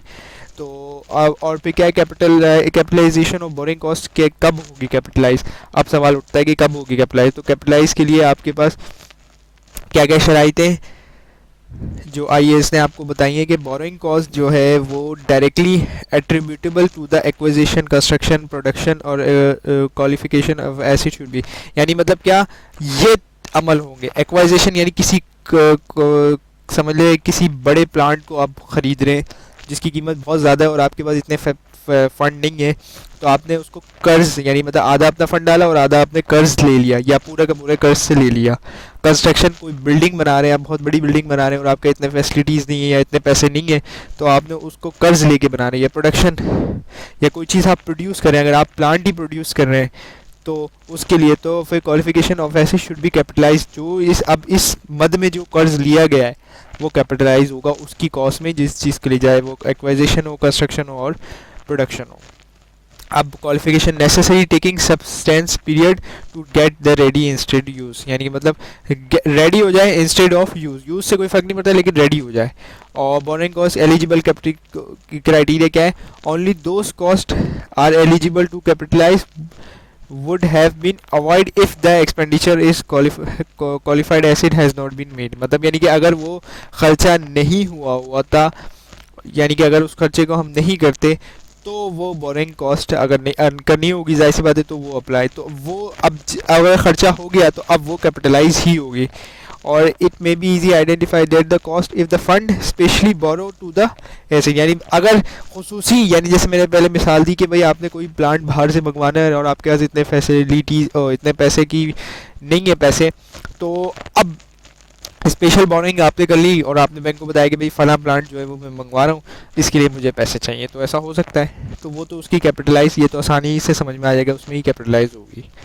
अब फंड जो है वो यूज़ हो रहे हैं general borrowing for the enterprises, amount to be capitalise, calculate weightage. अगर मिसाल दे दिया है कि भाई बैंक से ऑलरेडी आपने कर्जा लिया हुआ है और आप उसको इस्तेमाल कर रहे हैं, लेकिन कुछ कर्जा, जैसे मिसाल दे दिया है कि आपने 10% कर्जा आपने अपने प्लांट बन रहा था उसमें भी लगा दिया, तो अब वेटेड एवरेज मेथड के ज़रिए बोरिंग रेट कैलकुलेट होगा और वो उसकी एक्सपेंडिचर एज अ वो उसकी उसमें जाएगा, कैपिटलाइज होगा।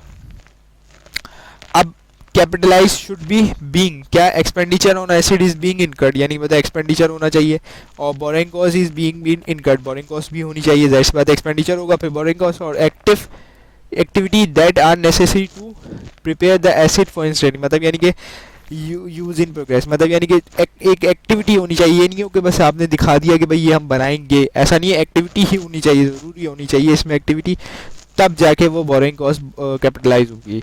और borrowing cost should be suspended if the active development is suspend, यानी मतलब जिस पीरियड, जैसे मिसाल दे दिया है कि कई दफ़ा ऐसा होता है कि आप बिल्डिंग बनाते हैं तो उसकी जो बुनियाद है आप रखते हैं, तो और उसको सूखने के लिए आप 2-3 महीने देते हैं, तो अब जितने 2-3, जैसे मिसाल है पूरे साल में से आपने 2-3 महीने 3 महीने आपने दिए, तो 9 महीने की जो बोरिंग कॉस्ट है वो तो कैपिटलाइज हो जाएगी, लेकिन जो 3 महीने की बोरिंग कॉस्ट है वो कैपिटलाइज नहीं होगी।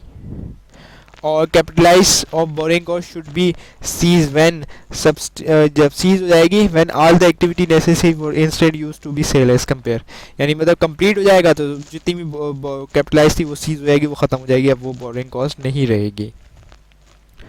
अब डिस्क्लोजर के लिए क्या क्या रिक्वायरमेंट है, तो पॉलिसी अडॉप्ट जो की जाती है वो ये है कि पहले तो सबसे पहले आपको पॉलिसी बतानी है कि कौन सी पॉलिसी अडॉप्ट की गई, और amount of cost of borrowing capitalise during the period, यानी कि कितना कैपिटलाइज हुआ पीरियड, और फिर इसके बाद जाके जो कैपिटलाइज यूज हुआ डिटरमाइन द बोरिंग एलिजिबल था वो, यानी जो आपने कैपिटलाइज किया वो एलिजिबल था कैपिटलाइज होने के लिए। ये सारी बातें आपको डिस्क्लोजर के अंदर देनी पड़ेंगी जी। तो ये फाइनेंशियल अकाउंटिंग 2 के लेक्चर नंबर 8 है, और इसमें हम इंटेंजिबल एसेट्स के बारे में डिस्कस करेंगे। आइए स्टार्ट करते हैं। इंटेंजिबल एसेट यानी मतलब क्लासिफिकेशन के, यानी कि कितने किस्म के हो सकते हैं। एक तो गुडविल है, intangible assets, pattern, copyright, trademark, design और अदर किस्म के, ये सारे इंटेंजिबल एसेट्स में हो इंटेंजिबल एसेट्स हैं। इंटेंजिबल एसेट को अभी हम फर्दर और इलुबरेट करेंगे आगे की चल के। तो डिस्क्लोजर रिक्वायरमेंट क्या होती है इसकी, 4 शेड्यूल ही हमें गाइड करता है। तो ओरिजिनल कॉस्ट होनी चाहिए या अमाउंट ऑफ वैल्यूएशन, जितनी भी वैल्यू है उसकी, और फिर एडिशन डिलीशन अगर हुआ है, कहीं एडिशन हुआ डिडक्शन हुआ है तो वो, और फिर उसके बाद जाके प्रीवियसली बैलेंस शीट में जो रिप्रेजेंट कर देते हैं। इस तरीके से डिस्क्लोजर रिक्वायरमेंट इसकी हो जाती है। अब अगर यानी मतलब एग्रीगेटली अमाउंट रिटर्न ऑफ हुआ है और प्रोवाइड किया गया है क्या, retain up to date of balance sheet, यानी जितनी बैलेंस शीट थी उस तक या तो रिटर्न ऑफ हुआ या provide written by way of provision of depreciation और एमोटाइजेशन डिमिनिशिंग वैल्यू, यानी मतलब जिस तरीके से प्रोविजन ऑफ डेप्रिसिएशन और एमोटाइजेशन है वैसी ही काम करते हैं ये सारी चीज़ें, मतलब एमोटाइज होती है ये। अब कौन सा इंटरनेशनल स्टैंडर्ड जो है वो इसको डील करता है, इसको इंटरनेशनल स्टैंडर्ड 38 जो है, IS 38 जो है वो इसको डील करता है, जिसके अंदर हमें बताई गई है कि इंटेंजिबल एसेट जो होता है वो एक नॉन मॉनेटरी होता है, यानी आप इसको फिजिकली छू नहीं सकते, लेकिन ये यूज़ होता है किसके लिए, या तो आपकी प्रोडक्शन के लिए यूज़ होगा, या फिर sales of goods and services के लिए यूज़ होगा, या रेंडरिंग यानी कि किसी और को भी दे सकते हैं, रेंटल्स के लिए दे सकते हैं टू द अदर्स, और एडमिनिस्ट्रेटिव पर्पसेस के लिए भी ये यूज़ हो सकता है। ये है यानी मतलब कोई ऐसी चीज़ है जिसका फिजिकली वजूद नहीं है पहले, और प्रोडक्शन में या तो हेल्प करेगा आपकी, या आपकी गुड्स एंड सर्विसेज में हेल्प करेगा, रिटेन यानी कि किसी और को रेंट पे दे सकते हैं, और फिर उसके बाद एडमिनिस्ट्रेशन पर्पसेस के लिए यूज़ होता है। ये है इंटेंजिबल एसेट्स। अब इसके अंदर क्या क्या चीज़ें आती हैं, साइंटिफिक एंड टेक्निकल नॉलेज, जैसे मिसाल दे दिया कंप्यूटर सॉफ्टवेयर है। अब ये अगर साइंटिफिक एंड टेक्निकल नॉलेज देखा जाए तो कोरोना वायरस कोविड-19 की जो वैक्सीन है वो एक बहुत अहम चीज़ है। बेशक देखा जाए तो उसका फार्मूला जो है वो, यानी मतलब वैसे तो फिजिकल फॉर्म में वो लगेगी, लेकिन जो उसका फार्मूला है वो इंटेंजिबल है, तो वो उसमें IS 38 में ही आएगा वो। और design and implication of new process, कोई नई प्रोसेस आ जाए, लाइसेंस आप ले लें फिशिंग का, इंपोर्ट एक्सपोर्ट का, कुछ भी, इवन के ड्राइविंग लाइसेंस भी आ सकता है इसके अंदर, क्योंकि जाहिर सी बात है आपको सिर्फ एक कार्ड ही मिल रहा है ना, वैसे तो देखा जाए तो गुडविल, ये गुडविल कह रहा हूँ, आपने टेस्ट पास किया तो फिर कार्ड ही मिल रहा है ना, लेकिन ड्राइविंग लाइसेंस भी आ सकता है। इंटेंजिबल प्रॉपर्टी भी है, जैसे कॉपीराइट होते हैं, पेटेंट होते हैं, मोशन पिक्चर्स फिल्म्स होती हैं, और फिर इसके बाद है मार्केट नॉलेज, अगर आप कस्टमर की लिस्ट प्रोवाइड कर दें या सप्लायर की लिस्ट, इस तरीके से ट्रेडमार्क वगैरह जो आपने अक्सर लिखा देखा होगा, आर राइट, वो भी इंटेंजिबल एसेट्स में आता है। और फिर आइडेंटिफिकेशन इसकी, यानी मतलब रिकग्नाइज क्राइटेरिया क्या होगा, आइडेंटिफाइबल होना चाहिए सबसे पहले, क्या होना चाहिए, यानी कि मतलब आप इसको आइडेंटिफाई कर सके कि हाँ ये इंटेंजिबल एसेट बन सकता है या है। ठीक है, कंट्रोल आपका होना चाहिए रिसोर्सेज पे। अब जैसे कोरोना वायरस की वैक्सीन है तो उस पर जिस, यानी फाइजर ने बनाई, तो अब उसने आइडेंटिफाई कर लिया कि हाँ ये वैक्सीन ठीक है, तो अब वो कंट्रोल भी करेगी उसके रिसोर्स, यानी कि मतलब वो प्रोड्यूस करेगी, और अब जैसे आते फ्यूचर इकोनॉमिक बेनिफिट, जाहिर सी बात है उसके क्या है कि वो बेचेगी और पैसे कमाएगी, फ्यूचर इकोनॉमिक बेनिफिट लेगी उससे वो। अब रिसोर्सेज, यानी मतलब इंटेंजिबल एसेट्स के रिसोर्सेज डज नॉट मीन कि यानी मतलब डेफिनेशन ऑफ इंटेंजिबल एसेट्स, यानी कि मतलब रिसोर्सेज डज नॉट मीन कि डेफिनेशन ऑफ इंटेंजिबल एसेट्स है, बट के एक्सपेंडिचर इनकर्ड टू एक्वायर और इनिशियली जनरेट, यानी मतलब या तो ख़रीद लें आप, जैसे लाइसेंस वगैरह आप ख़रीद लें, या फिर इनिशियली जनरेट करें, जैसे फाइजर ने बनाई, record will be in the current, यानी मतलब अगर मीट डेफिनेशन को नहीं करती जब तक ये, यानी मतलब जब तक फाइजर रिसर्च कर रही थी तो मीट नहीं कर रही थी, तो ये टोटल एक्सपेंडिचर जो है वो प्रॉफिट एंड लॉस अकाउंट में ही जा रहा था। अब इसके अंदर रिकग्निशन कहाँ शुरू होगी कि फ्यूचर इकोनॉमिक बेनिफिट एट्रीब्यूटेबल होना चाहिए, और फिर उसके कॉस्ट में भी मेजर, यानी मतलब पता चल जाएगा कि भाई हाँ यार इसकी जो लागत है वो 1 करोड़ आई, 2 करोड़ आई, 3 crore dollar I, 4 crore dollar I, तो डिपेंड करता है वो कितने डॉलर आई उस वैक्सीन को बनाने में। अब intangible asset should be measure initially cost, यानी कॉस्ट में मेजर किया जाएगा। अब सेपरेट एक्वाइजेशन, यानी मतलब अगर आप ख़रीद लें कोई कंपनी से, जब जो क्या होगा, cost of initial asset comprise it purchase price होना चाहिए। अब देखें जैसे मिसाल दी है कि अब जो फाइज़र जो है वो किसी अब कंपनी और को राइट देना चाहे, तो उसके लिए अब जो राइट ख़रीदेगी तो उसके लिए क्या होगा कि पहले देखा जाएगा कि परचेज प्राइस कितनी है, उसके अंदर जितनी भी ड्यूटीज़ है, अगर पाकिस्तान में ड्यूटीज़ लगती हैं उस वैक्सीन के ऊपर, अगर नहीं लगे तो कोई मसला नहीं, लगे अगर लगे तो वो इंक्लूड होंगी, और refundable non refundable tax include होगा, और डायरेक्टली और कोई ऐसा खर्चा जो उसके ऊपर डायरेक्टली होगा, उसके बगैर वो वैक्सीन का फार्मूला या वो वैक्सीन यहाँ नहीं आ सकती, तो उस चीज़ को हम देखेंगे कि वो उसमें आपकी इन्हीं कॉस्ट के अंदर शामिल होगा वैक्सीन की। अब acquisition as part of business combination. अब बिजनेस कम्बिनेशन जब भी कंसोलिडेटेड बैलेंस शीट बनती है, यानी मतलब पेरेंट कंपनी की और सब्सिडरी की कंपनी की, तो उसके अंदर यानी कि मतलब जितनी भी चीज़ें होती हैं वो सारी की सारी फेयर वैल्यू पे आती है। सबसे अहम चीज़ जो इसमें फेयर वैल्यू पे आती है वो आती है गुडविल। आपकी गुडविल हमेशा फेयर वैल्यू पे रखी जाती है जब आप कंसोलिडेटेड बैलेंस शीट बनाते हैं। और फिर उसके बाद कि अगर कोई चीज़ मतलब यानी कि कोई चीज़ गवर्नमेंट दे देती है, जैसे मिसाल दे दे कि वो गवर्नमेंट कोई राइट आपको फ्री में दे देती है, या फिर कोई नॉमिनल वैल्यू पे बहुत कम, मतलब यानी कि अगर राइट तो वो था करोड़ों का, लेकिन गवर्नमेंट ने आपको आपको या फिर गवर्नमेंट ने आवाम को फ़ायदे के लिए आपको राइट जो है वो बहुत ही नॉमिनल वैल्यू पे दे दी, तो उसे गवर्नमेंट ग्रांट के ज़ुमरे में लिया जाएगा। अच्छा, तो क्या क्या हो सकती है एग्जांपल, एयरपोर्ट लैंडिंग राइट्स हो सकते हैं, licence to operate TV television radio हो सकता है, इंपोर्ट लाइसेंस कोटा और एसेस टू रिस्ट्रिक्शन टेरिटरी, कुछ भी हो सकता है ये। तो अब इसके अंदर क्या चीज़ है कि इसको क्या किया जाएगा कि फेयर वैल्यू पे रिकॉर्ड किया जाएगा हमेशा, यानी मतलब जो थोड़ी बहुत भी कॉस्ट आए तो वो फेयर वैल्यू पे। अगर कोई कंपनी, वैसे तो बेस्ट अप्रोच ये है कि फेयर वैल्यू पे करें, लेकिन अगर कोई कंपनी नहीं करना चाहती तो उसके लिए ये है कि वो अमाउंट, नॉमिनल अमाउंट जो उसने पेड किया है और एक्सपेंडिचर इनकट और प्रिपरेशन ऑफ दिस एसेट, यानी कि मतलब जो एक नॉमिनल अमाउंट जो उसने एक इस पे किया है, और एक छोटा सा यानी मतलब जो अमाउंट उसने किया है वो, या फिर जो इसको प्रिपरेशन करने में मदद करते हैं। वैसे तो यानी जिसे कहना चाहिए आइडियल जो है वो तो फेयर वैल्यू पे रिकॉर्ड होगा। अब एक्सचेंज क्या करें, जैसे मिसाल दिए सिमिलर एसिड्स हैं, डिसिमिलर एसिड है वो आपने एक्सचेंज कर दिए फेयर वैल्यू पे, तो इसकी ट्रीटमेंट क्या होगा, तो वैल्यू जो एक्वायर हुई, तो in the case of market value surrounding adjusting the cash, market value पे जो जो चीज़ें थी, यानी कि मतलब फेयर वैल्यू, मार्केट वैल्यू होती है फेयर वैल्यू पे जो जो चीज़ें थी उसी पे रिकग्नाइज होगी कैश एंड कैश इक्विवेलेंट। और लेकिन अगर सिमिलर एसिड थे तो अब वो एडजस्ट होगी कैरिंग अमाउंट से। कैरिंग अमाउंट क्या, जो आपकी बैलेंस शीट में चल रहा था आइटम, यानी बैलेंस शीट में मार्केट वैल्यू इसमें नहीं देखी जाएगी, डिसिमिलर में तो देखी जाएगी, लेकिन सिमिलर में मार्केट नहीं, कैरिंग वैल्यू देखी जाएगी, कैश एंड कैश इक्विवेलेंट देखा जाएगा। अब अगर इनिशियली जनरेट, यानी मतलब जो गुडविल होती है वो आप खुद से रिकग्नाइज नहीं कर सकते अपनी बुक्स के अंदर, ये ध्यान में रख लें। मिसाल दे दिया, कोई बंदा बोल दे कि भाई मेरी कंपनी की वर्थ जो है वो 10 करोड़ रुपये, तो मैं 2 करोड़ रुपये अपनी गुडविल डाल देता हूँ, तो ऐसा नहीं हो सकता, इनिशियली वो रिकग्नाइज नहीं की जाएगी। अगर रिकग्नाइज आपको करना है इनिशियली जनरेट, तो उसके लिए क्राइटेरिया होना चाहिए। क्या क्राइटेरिया होना चाहिए, वो ये है कि रिसर्च और डेवलपमेंट का फेज़ होना, यानी मतलब रिसर्च होगी फिर डेवलपमेंट होगा।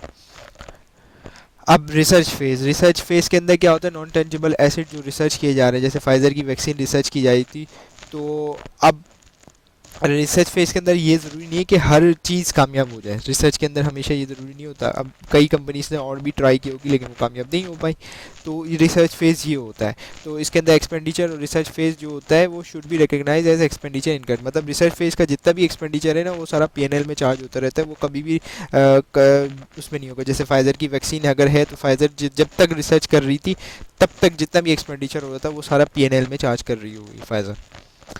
अब डेवलपमेंट फेज़, अब जब डेवलपमेंट फेज़ आ गया तो उसके अंदर जो क्राइटेरिया होता है डेवलपमेंट फेज़ का, क्राइटेरिया क्या होता है, टेक्निकली फिजिबल ऑफ कंप्लीशन। अब अगर रिसर्च कर ली और फाइज़र को यकीन हो गया कि हाँ यार ये वैक्सीन बन जाएगी, इस तरीके से अगर कोई और कंपनी गेट्स फार्मा थी तो वो रिसर्च कर रही थी और वो नहीं बना पाई, तो वो रिसर्च पे ही रोक देगी अपने आप को, डेवलपमेंट फेज़ में जा ही नहीं पाएगी। लेकिन फाइज़र डेवलपमेंट फेज़ में चले गई और उसने क्या किया कि फिजिबली कंप्लीट कर सकती है, वो availability of market of sale, यानी वो बेचने के लिए वो ला सकती है, और फिर initially complete the asset use of it sale कर सकती है, और ability to use to sale the asset, ये चीज़ें क्राइटेरिया अगर मीट हो गया फाइज़र का तो अब वो डेवलपमेंट फेज़ में आएगी। उसको फाइज़र के साइंटिस्ट को पता चल जाएगा कि हाँ ये अब हम जो रिसर्च फेज़ से हम डेवलपमेंट फेज़ में आ चुके हैं।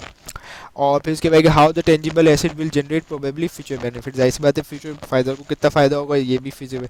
और availability of technical financial resources, यानी कि जाहिर सी बात है technical financial and other resources complete हो गए एसेट के अंदर। Able to meet the expenditure attributable to the during the development, जितने भी यानी मतलब एट्रीब्यूटेबल थे वो इंटेंजिबल एसेट्स के वो डेवलपमेंट फेज़ में आ जाते हैं। और फिर इसके आगे सब्सिक्वेंट एक्सपेंडिचर जितने भी होंगे इस फेज़ के वो probably will be enable to asset generation future benefits it originally stand to the standard, यानी क्या मतलब क्या कहना चाह रहे हैं इसमें, जितने भी यानी कि फ्यूचर बेनिफिट्स यानी जो it probable that the expenditure will enable the asset to generate the future economic benefit exceed its original standard, ये हो सकता है कि बढ़ भी जाए एक्सीड हो जाए, तो वो क्या होगा expenditure can be measure attributable to the asset reliably, यानी मतलब एसेट के अंदर ही चले जाएंगे वो।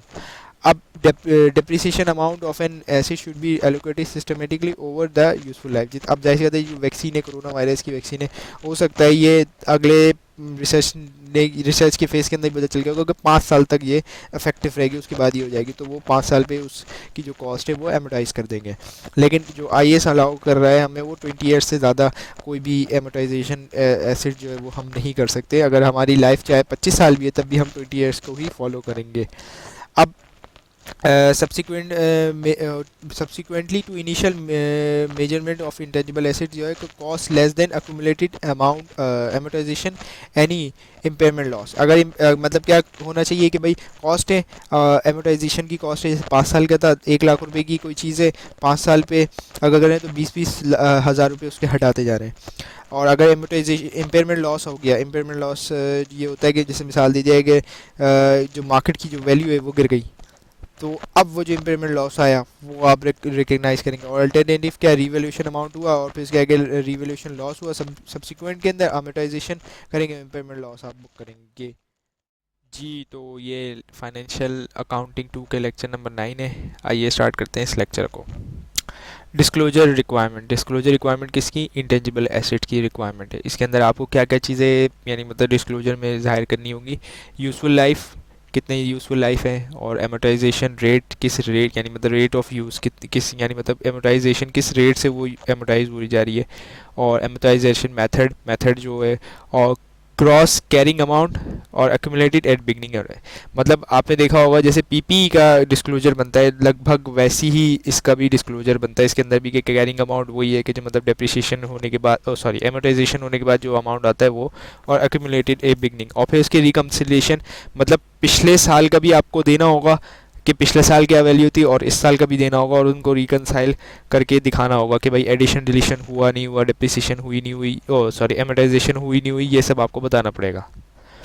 अब के यानी बस शुड बी डिस्क्लोज क्या होना चाहिए कि ये चीज़ें ज़रूर होनी चाहिए आपके, कि एक तो ये होनी चाहिए कि अगर 20 साल से अमाउंट ज़्यादा यानी मतलब 20 साल हमने देखा था कि IAS 38 मना करता है इस चीज़ को कि 20 साल से ज़्यादा हो, लेकिन अगर हो तो आप उसको एक अप्रोप्रिएट रीज़न ज़रूर देंगे कि 20 साल से ज़्यादा कैसे है। और फिर उसके अंदर अगर जो मतलब यानी कैरिंग अमाउंट है और remaining amortisation period any individual material, अगर कोई मटेरियल चीज़ है मटेरियल तो वो फाइनेंशियल स्टेटमेंट में ज़रूर आएगी।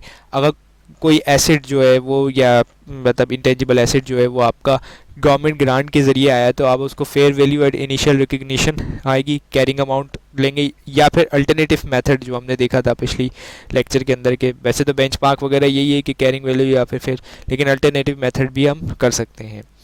तो existing of tangible asset would be restricted carrying amount pledge. अगर कोई आपने कोई एसेट इंटेंजिबल प्लेज रखा हुआ है तो वो यानी मतलब रहन रखा हुआ है किसी दूसरे की जगह और उससे कोई माल उठाया हुआ है या फिर पैसे उठाए हुए हैं तो वो भी ज़ाहिर करना ज़रूरी है। और फिर उसके बाद जाके amount committed for acquisition of tangible assets ये भी बताना ज़रूरी है। अब जो इंटेंजिबल एसिड है वो क्या करना है, एड री वैल्यू अगर होता है तो उस पर क्या करना चाहिए, यानी मतलब अगर इंटेंजिबल एसिड था वो री वैल्यू हो गया तो अफेक्टिव डेट ऑफ रिवैल्यूएशन बतानी पड़ेगी कि कब से हुआ है, कैरिंग अमाउंट ऑफ री वैल्यू बतानी पड़ेगी एसिड की, और carrying amount of intangible acid would include in the financial carrying the benchmark treatment. मतलब बेंचमार्क ट्रीटमेंट क्या है इसका, वो जो फाइनेंशियल स्टेटमेंट में आप यानी मतलब जो यानी समझ लें आप इसको कि जितना कैरिंग अमाउंट है आपका वो इसमें आना चाहिए फाइनेंशियल स्टेटमेंट के अंदर। अब रिवैल्यूएशन एसिड अमाउंट जो है वो डिस्क्लोज होना चाहिए। अब जैसी यानी मतलब तकरीबन वैसी ट्रीटमेंट है जैसा आपका रिवैल्यूएशन अमाउंट पीपीई का हो रहा था ये 16 के मुताबिक, कि जो सरप्लस था वो मतलब आहिस्ता आहिस्ता जाएगा, वो पीरियड चार्ज होगा, आहिस्ता आहिस्ता जाएगा। तो इस तरीके से होगा जिस तरीके से उसका ट्रीटमेंट था अपना पीपीई का। और फाइनेंशियल स्टेटमेंट जो है वो डिस्क्लोज करेंगे एग्रीगेट अमाउंट रिसर्च और development expenditure recognise as a period, यानी मतलब जो मतलब रिसर्च के लिए जो था और डेवलपमेंट के लिए जब तक आप कोई शॉर्ट ना हो जाए तो वो एक्सपेंडिचर जो होगा वो उसी पीरियड की कॉस्ट में आ जाएगा। अब एसोसिएट कंपनी के बारे में है कि एसोसिएट कंपनी किस किस को हो सकती है कह सकते हैं। अगर एक बंदा है वो या तो अपनी कंपनी ओन यानी कि अपनी ओन करता हो, या किसी जगह पार्टनर हो या डायरेक्टर हो बोथ इंटरप्राइजेस, मतलब यानी कि समझ ले एक कंपनी में भी वो डायरेक्टर है दूसरी कंपनी में भी डायरेक्टर है, या एक कंपनी में पार्टनर है एक पार्टनरशिप फर्म में पार्टनर है और दूसरी कंपनी के अंदर डायरेक्टर है, या फिर क्या वो ओनर हो, यानी एक सिंगल एंटिटी का ओनर हो और दूसरी कंपनी में वो डायरेक्टर या पार्टनर ये कुछ भी हो सकता है, तो उसको एसोसिएट कहेंगे। या फिर होल्डिंग हो 20% इन बोथ कंपनी हो, और फिर उसके बाद जाके अंदर या दो कंपनीज जो हैं वो एक कॉमन मैनेजमेंट के अंदर हो, और या हो कंट्रोल हो या फिर सब्सिडी हो, और फिर उसके बाद जाके या तो मुदारबा मैनेजमेंट हो, या दो और दो से ज़्यादा पर्सन इंटरप्राइजेस जो पार्टनर हो, यानी मतलब partner are of a single enterprises ये हो, या 10% होल्डिंग हो, तो इसको हम एसोसिएट कंपनी या एसोसिएशन कहेंगे। अब इसको डील करता है IAS 28, डील करता है। तो अब IAS 28 क्या कहता है कि आप किस तरह पहचानेंगे कि ये जो है ये एसोसिएट है। तो enterprise would be associate as an investment significant influence, investor का यानी मतलब इन्वेस्टर का सिग्निफिकेंट इन्फ्लुएंस हो। सिग्निफिकेंट इन्फ्लुएंस किसे कहते हैं कि वो बंदा उस यानी मतलब वैसे तो पार्टिसिपेशन नहीं करता हो लेकिन वो उसके या तो माली मामला या फिर यानी कि मैनेजमेंटली मामलात को अफेक्ट ज़रूर कर सकता हो। अक्सर ऐसा होता है कि जो सप्लायर है वो आपको इन्फ्लुएंस कर सकता है, बेशक वो आपके पार्टिसिपेट नहीं करता लेकिन आपके फाइनेंशियल मामला या मैनेजमेंट मामला पे भी चेंज कर सकता है। इस तरीके से कस्टमर हो तो वो भी कर सकता है, या फिर गवर्नमेंट है वो भी कर सकती है। तो IAS 38 इस चीज़ को यानी कि मतलब एसोसिएट कंपनी को डील करता है। एज़ पर द IAS 38 क्या कहता है कि significant influence of investee control 20%, यानी बताइए ये भी हो सकता है किसी कोई एक बंदा या कोई एक फर्म जो है वो आपके 20% मालिक हो, आपकी कंपनी का 20% वोटिंग पावर हो उसके पास से मिले। अब सिग्निफिकेंट इन्फ्लुएंस यूजली क्या होता है कि रिप्रेजेंटेशन ऑन बोर्ड, यानी कि बोर्ड ऑफ डायरेक्टर पे बैठे हुए होंगे बंदा अगर होगा, या कंपनी के बंदे बैठे हुए होंगे और जो डिसीजन की यानी कि पॉलिसी मेकिंग के अंदर देंगे, या मटेरियल कोई ट्रांजैक्शन हुई होगी। मटेरियल ट्रांजैक्शन मतलब कोई बहुत सिग्निफिकेंट अमाउंट है जिसको मतलब मटेरियल ट्रांजैक्शन वो होती है जिसके अंदर समझ लें अगर उस ट्रांजैक्शन को हटा दें या उस ट्रांजैक्शन को डाल दें तो फाइनेंशियल स्टेटमेंट आपका अफेक्ट हो जाएगा, उसे मटेरियल ट्रांजैक्शन कहते हैं। और वैसे इसका कोई बेंचमार्क नहीं है लेकिन कुछ लोग कहते हैं कि भाई रेवेन्यू का 5%, एसेट का 0.5%, इस तरीके से कोई ये बेंचमार्क बनाया हुआ है लेकिन ऐसा कोई बेंचमार्क IAS ने नहीं दिया हुआ। इंटरचेंजेबल मैनेजमेंट पर्सनल होना चाहिए। प्रोविजन ऑफ टेक्निकल इन्फॉर्मेशन, ये अक्सर जगह यानी मतलब टेक्निकल अगर इन्फॉर्मेशन है तो वो आपके ऊपर सिग्निफिकेंट इन्फ्लुएंस कर सकता है। तो इसके दो मेथड होते हैं इन्वेस्टमेंट के कॉस्ट मेथड होता है, इक्विटी मेथड होता है रिकग्नाइज करने के। तो कॉस्ट मेथड के अंदर क्या होता है इन्वेस्टर रिकॉर्ड जो है कॉस्ट ऑफ एक्वाजिशन, यानी मतलब कितना आपने एक्वाजिशन में उसको पैसा खर्च किया, और डिस्ट्रीब्यूशन ऑफ प्रॉफिट इन्वेस्ट यानी मतलब जब डिविडेंड कंपनी कर रही है तो कितना डिस्ट्रीब्यूट कर रही है। और इक्विटी मेथड के अंदर तो इक्विटी मेथड जाहिर होता है नाम से ही कि भाई इक्विटी यानी कि मतलब जो इक्विटी है वो इनिशियल रिकॉर्ड ऑफ कॉस्ट, मतलब यानी कितनी आपने उसकी इक्विटी में इन्वेस्ट किया। Carrying amount of investment increase और डिक्रीज हो सकता है। रिकग्नाइज इन्वेस्टर शेयर लॉस हो सकता है आफ्टर द डेट ऑफ, यानी मतलब क्या हो सकता है कि भाई बढ़ भी सकता है ये कम भी हो सकता है। अगर लॉस होता है तो लॉस और प्रॉफिट है तो प्रॉफिट। और फिर क्या है इन्वेस्टमेंट मेड लॉन्ग टर्म, ये ध्यान में रखिए लॉन्ग टर्म होनी चाहिए। इक्विटी मेथड शो के सेपरेटली इन बैलेंस शीट, मतलब यानी कि अगर जैसे आपने किसी जगह इन्वेस्टमेंट की है तो वो आपके एसेट साइड में आएगा और लॉन्ग टर्म इन्वेस्टमेंट में आएगा। और investment made short term period की है तो वो शॉर्ट टर्म इन्वेस्टमेंट के अंदर रिकग्नाइज होगा। अब डिस्क्लोजर क्या है कि डिस्क्लोजर कैसे करेंगे के यानी मतलब डिस्क्लोज कैसे करेंगे, डिस्क्लोजर तो अपेयर लिस्ट और डिस्क्राइब एज सिग्निफिकेंट एसोसिएट और प्रोपोर्शन ऑफ द ओनरशिप बताएंगे। Method use to account for such investment यानी किस मेथड के तहत आपने इसमें इन्वेस्टमेंट की, और investment in associate for using equity method है, क्लासिफाई लॉन्ग टर्म एसेट है, और या separately in the balance sheet item यानी कि मतलब या तो इक्विटी मेथड के थ्रू आप चले आएँ और क्लासिफाई कर देंगे एसेट, या फिर डिस्क्लोज करेंगे separate in the balance sheet item के as a separate balance sheet item ही आप डिस्क्लोज करते हैं जी। तो ये फाइनेंशियल अकाउंटिंग 2 का लेक्चर नंबर 10 है।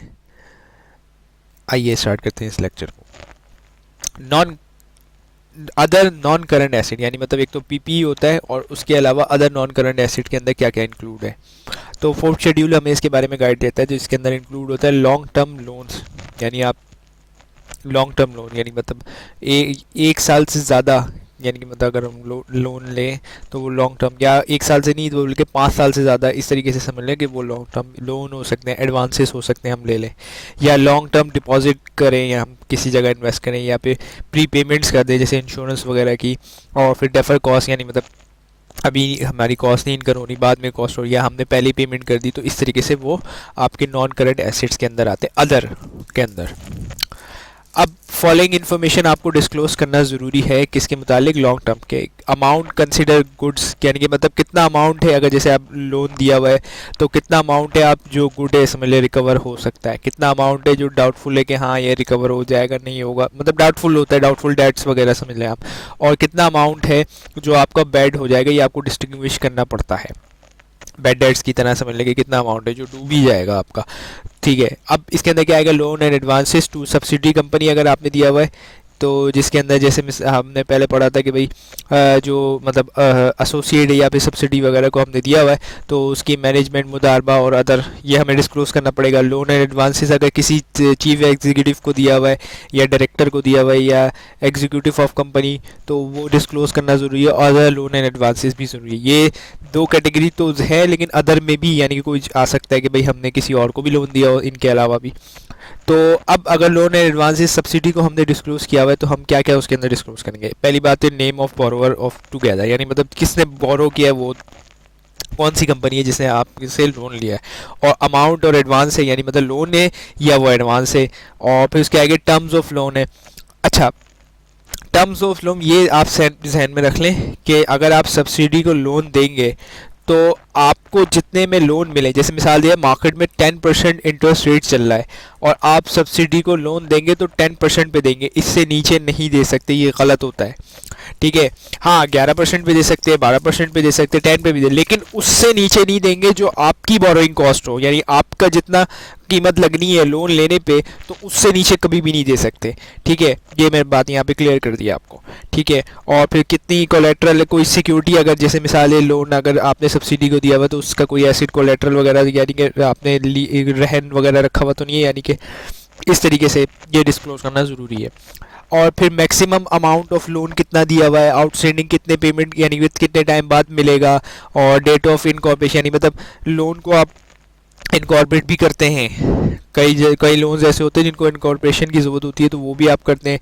तो फिर date of previous balance sheet यानी बैलेंस शीट में क्या आता है, और फिर विच इज़ लेटर तो मिनिमम और मैक्सिमम अमाउंट कितना कैलकुलेट हुआ है, refer to the month of end balance कितना था, ये सब चीज़ें आप डिस्क्लोज करते हैं। और अगर आपने किसी डायरेक्टर या चीफ एग्जीक्यूटिव को लोन दिया हुआ है तो उसको आपको सेपरेटली बताना पड़ेगा कि लोन दिया हुआ है डायरेक्टर को और चीफ एग्जीक्यूटिव को या किसी और एग्जीक्यूटिव को कि इस लोन का पर्पस क्या था, और ये लोन है या एडवांस है, ये लोन है या एडवांस है, और जनरल टर्म ऑफ रीपेमेंट यानी मतलब जितनी भी उसकी टर्म्स आप एग्री किए वो सब आपको बतानी पड़ेंगी। और क्या क्या चीज़ें हैं यानी कि मतलब और क्या, और अगर अदर कैटेगरी है तो उसमें आपको क्या क्या यानी कि अदर लोन कैटेगरी तो उसमें क्या क्या आपको बनना पड़ेगा कि भाई respect of loan and advances के supply of goods and services. तो अब आप इसके अंदर क्या है मतलब गुड्स एंड सर्विस के लिए अगर आपने दिया तो इसमें नेम ऑफ बोरोवर आएगा, टर्म्स ऑफ रीपेमेंट के भाई कितने दिन बाद कितने चीज़ों कितने इसकी यानी कि मतलब कितना इंटरेस्ट रेट है, कि कोई मटेरियल तो नहीं है एडवांस यानी मतलब मटेरियल तो क्या क्या चीज़ें कोलेट्रल रखी गई ये सब डिस्क्लोज करनी पड़ेंगी, और अदर इन्फॉर्मेशन डिस्क्लोज करनी पड़ेंगी इफ़ इफ़ ये बात की गई है कि भाई अगर बैड डेट होता है या डाउटफुल डेट्स होते हैं तो वो भी आपको इसमें से डिडक्ट करके लिखना पड़ेगा सब हेड के अंदर। ये सब चीज़ें आपको डिस्क्लोज करनी पड़ेगी। और लोन एंड एडवांसेस रीपेमेंट के अंदर after a payment of 12 month ये आपको शो करना पड़ेगा।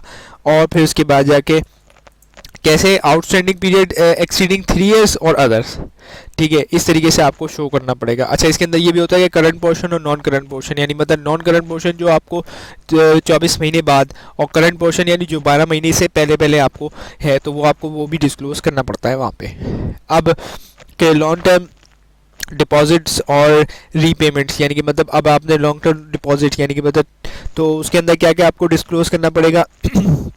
एक तो टर्म्स लॉन्ग टर्म डिपॉजिट है, और फिर उसके बाद ये रीपेमेंट ऑफ है डेफर कॉस्ट है।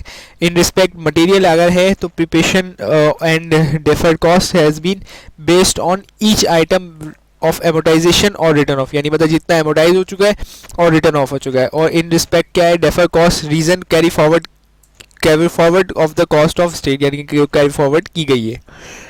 अब फॉलोइंग ये सब हेडिंग, यानी मतलब एक हेडिंग है और उसकी सब हेडिंग के अंदर आपको सेपरेटली डेफर्ड कॉस्ट के अंदर क्या प्रीमियरली एक्सपेंस, जो यानी मतलब लोन लेने के लिए एक्सपेंस इस्तेमाल हुआ, प्रीमियरली यानी पहले जो एक्सपेंस इस्तेमाल हुआ, वो डिस्काउंट अगर अलाउ किया on the issuance of shares, यानी डिस्काउंट शेयर्स इशू की वो expenditure incurred on issuing shares और any sum payment to the broker, जो कमीशन के अंदर जो हमने पे की है वो सब आपको डिस्क्लोज करने पड़ेंगे सब हेडिंग के अंदर।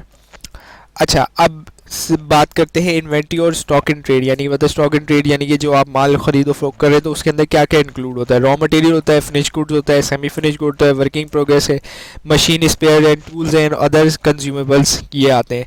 अब इसको IAS कौन सा डील करता है, इसको IAS 2 डील करता है।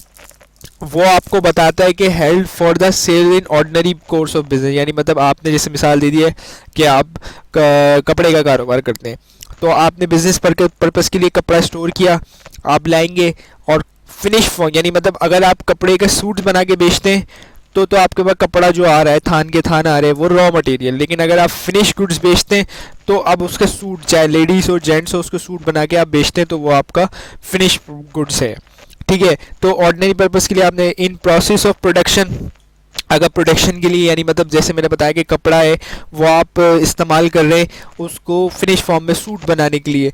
और फिर उसके आगे if material of supply consumer in process regarding the services, अगर यानी प्रोडक्शन के लिए इस्तेमाल हो रहा है या रेंडरिंग द सर्विस के लिए इस्तेमाल हो रहा है। तो ये है IAS 2 की इन्वेंट्री डेफिनेशन।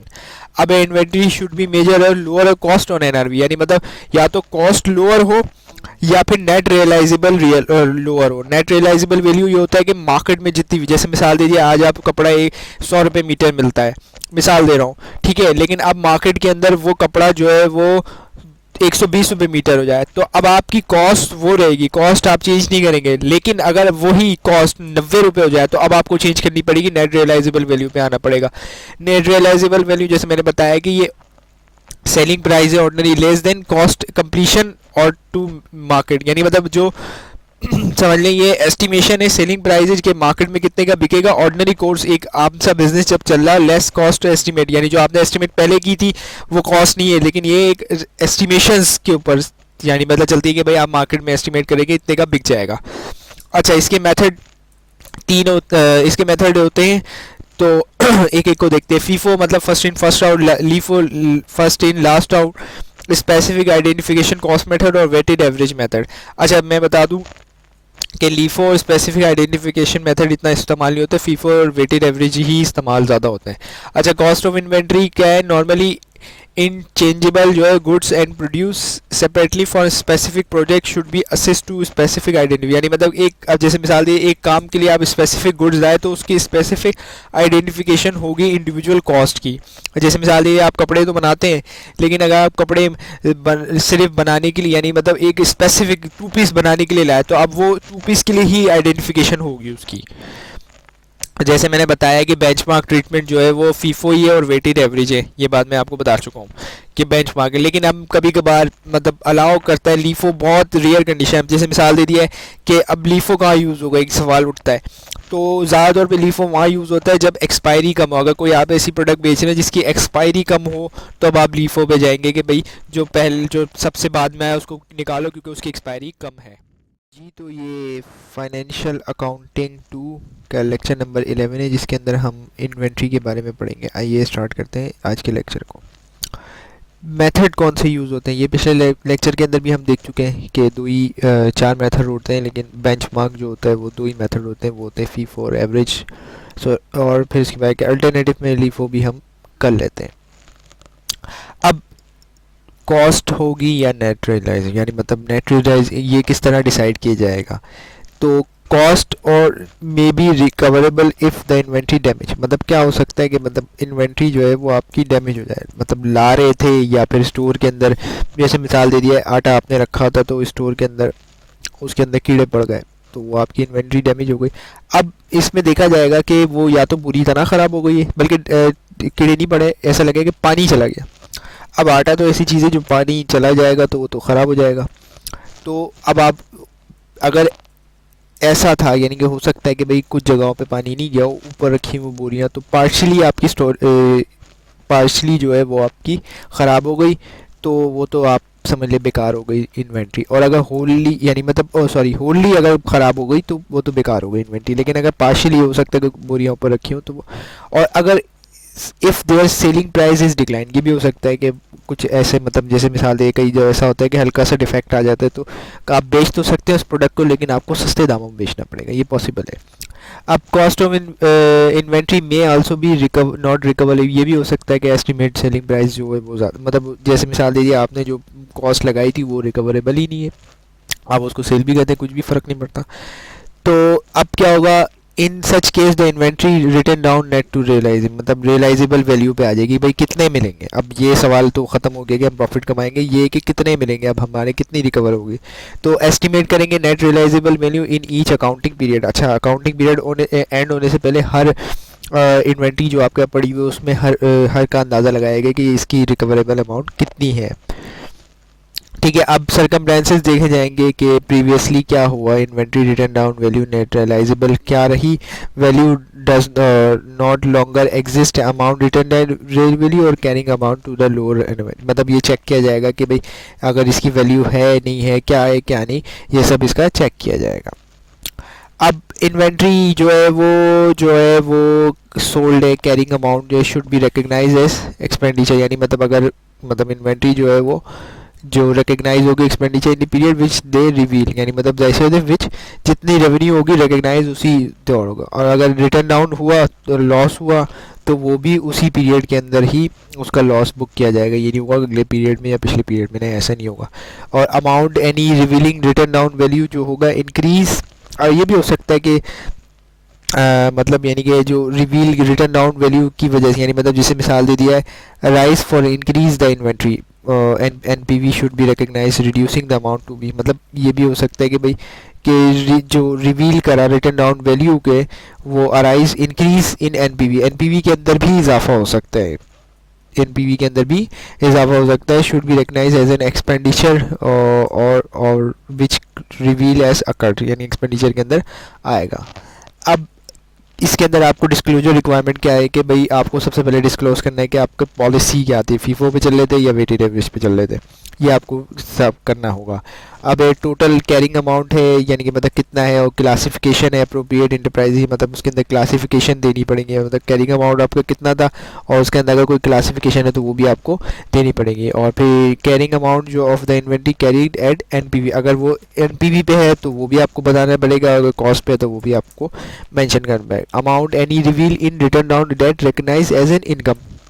अच्छा, ऐसा भी हुआ कि भाई अमाउंट जो थी वो रिवर्स हुई, यानी मतलब अगर जैसे मिसाल दे दिया है कि आपने अज्यूम कर लिया था कि ये जो है वो 100 रुपये की नहीं 90 रुपये की बिकी, लेकिन अब ऐसा हुआ कि वो बिक गई 100 रुपये की, तो अगर वो 100 रुपये की बुक गई तो उसको आप एज ए इनकम रिकॉर्ड करेंगे। सर्कमस्टेंसेस और event led to several return down value, ये आप उसके अंदर करेंगे। अब एक carrying amount of any stock और प्लेज, यानी मतलब अगर आपने किसी अकाउंट को स्टॉक या प्लेज यानी रहन रखवाया हुआ है तो वो भी आपको बताना पड़ेगा कि एज अ सिक्योरिटी कैसे रखवाया हुआ है, कितना अमाउंट में रखवाया हुआ है।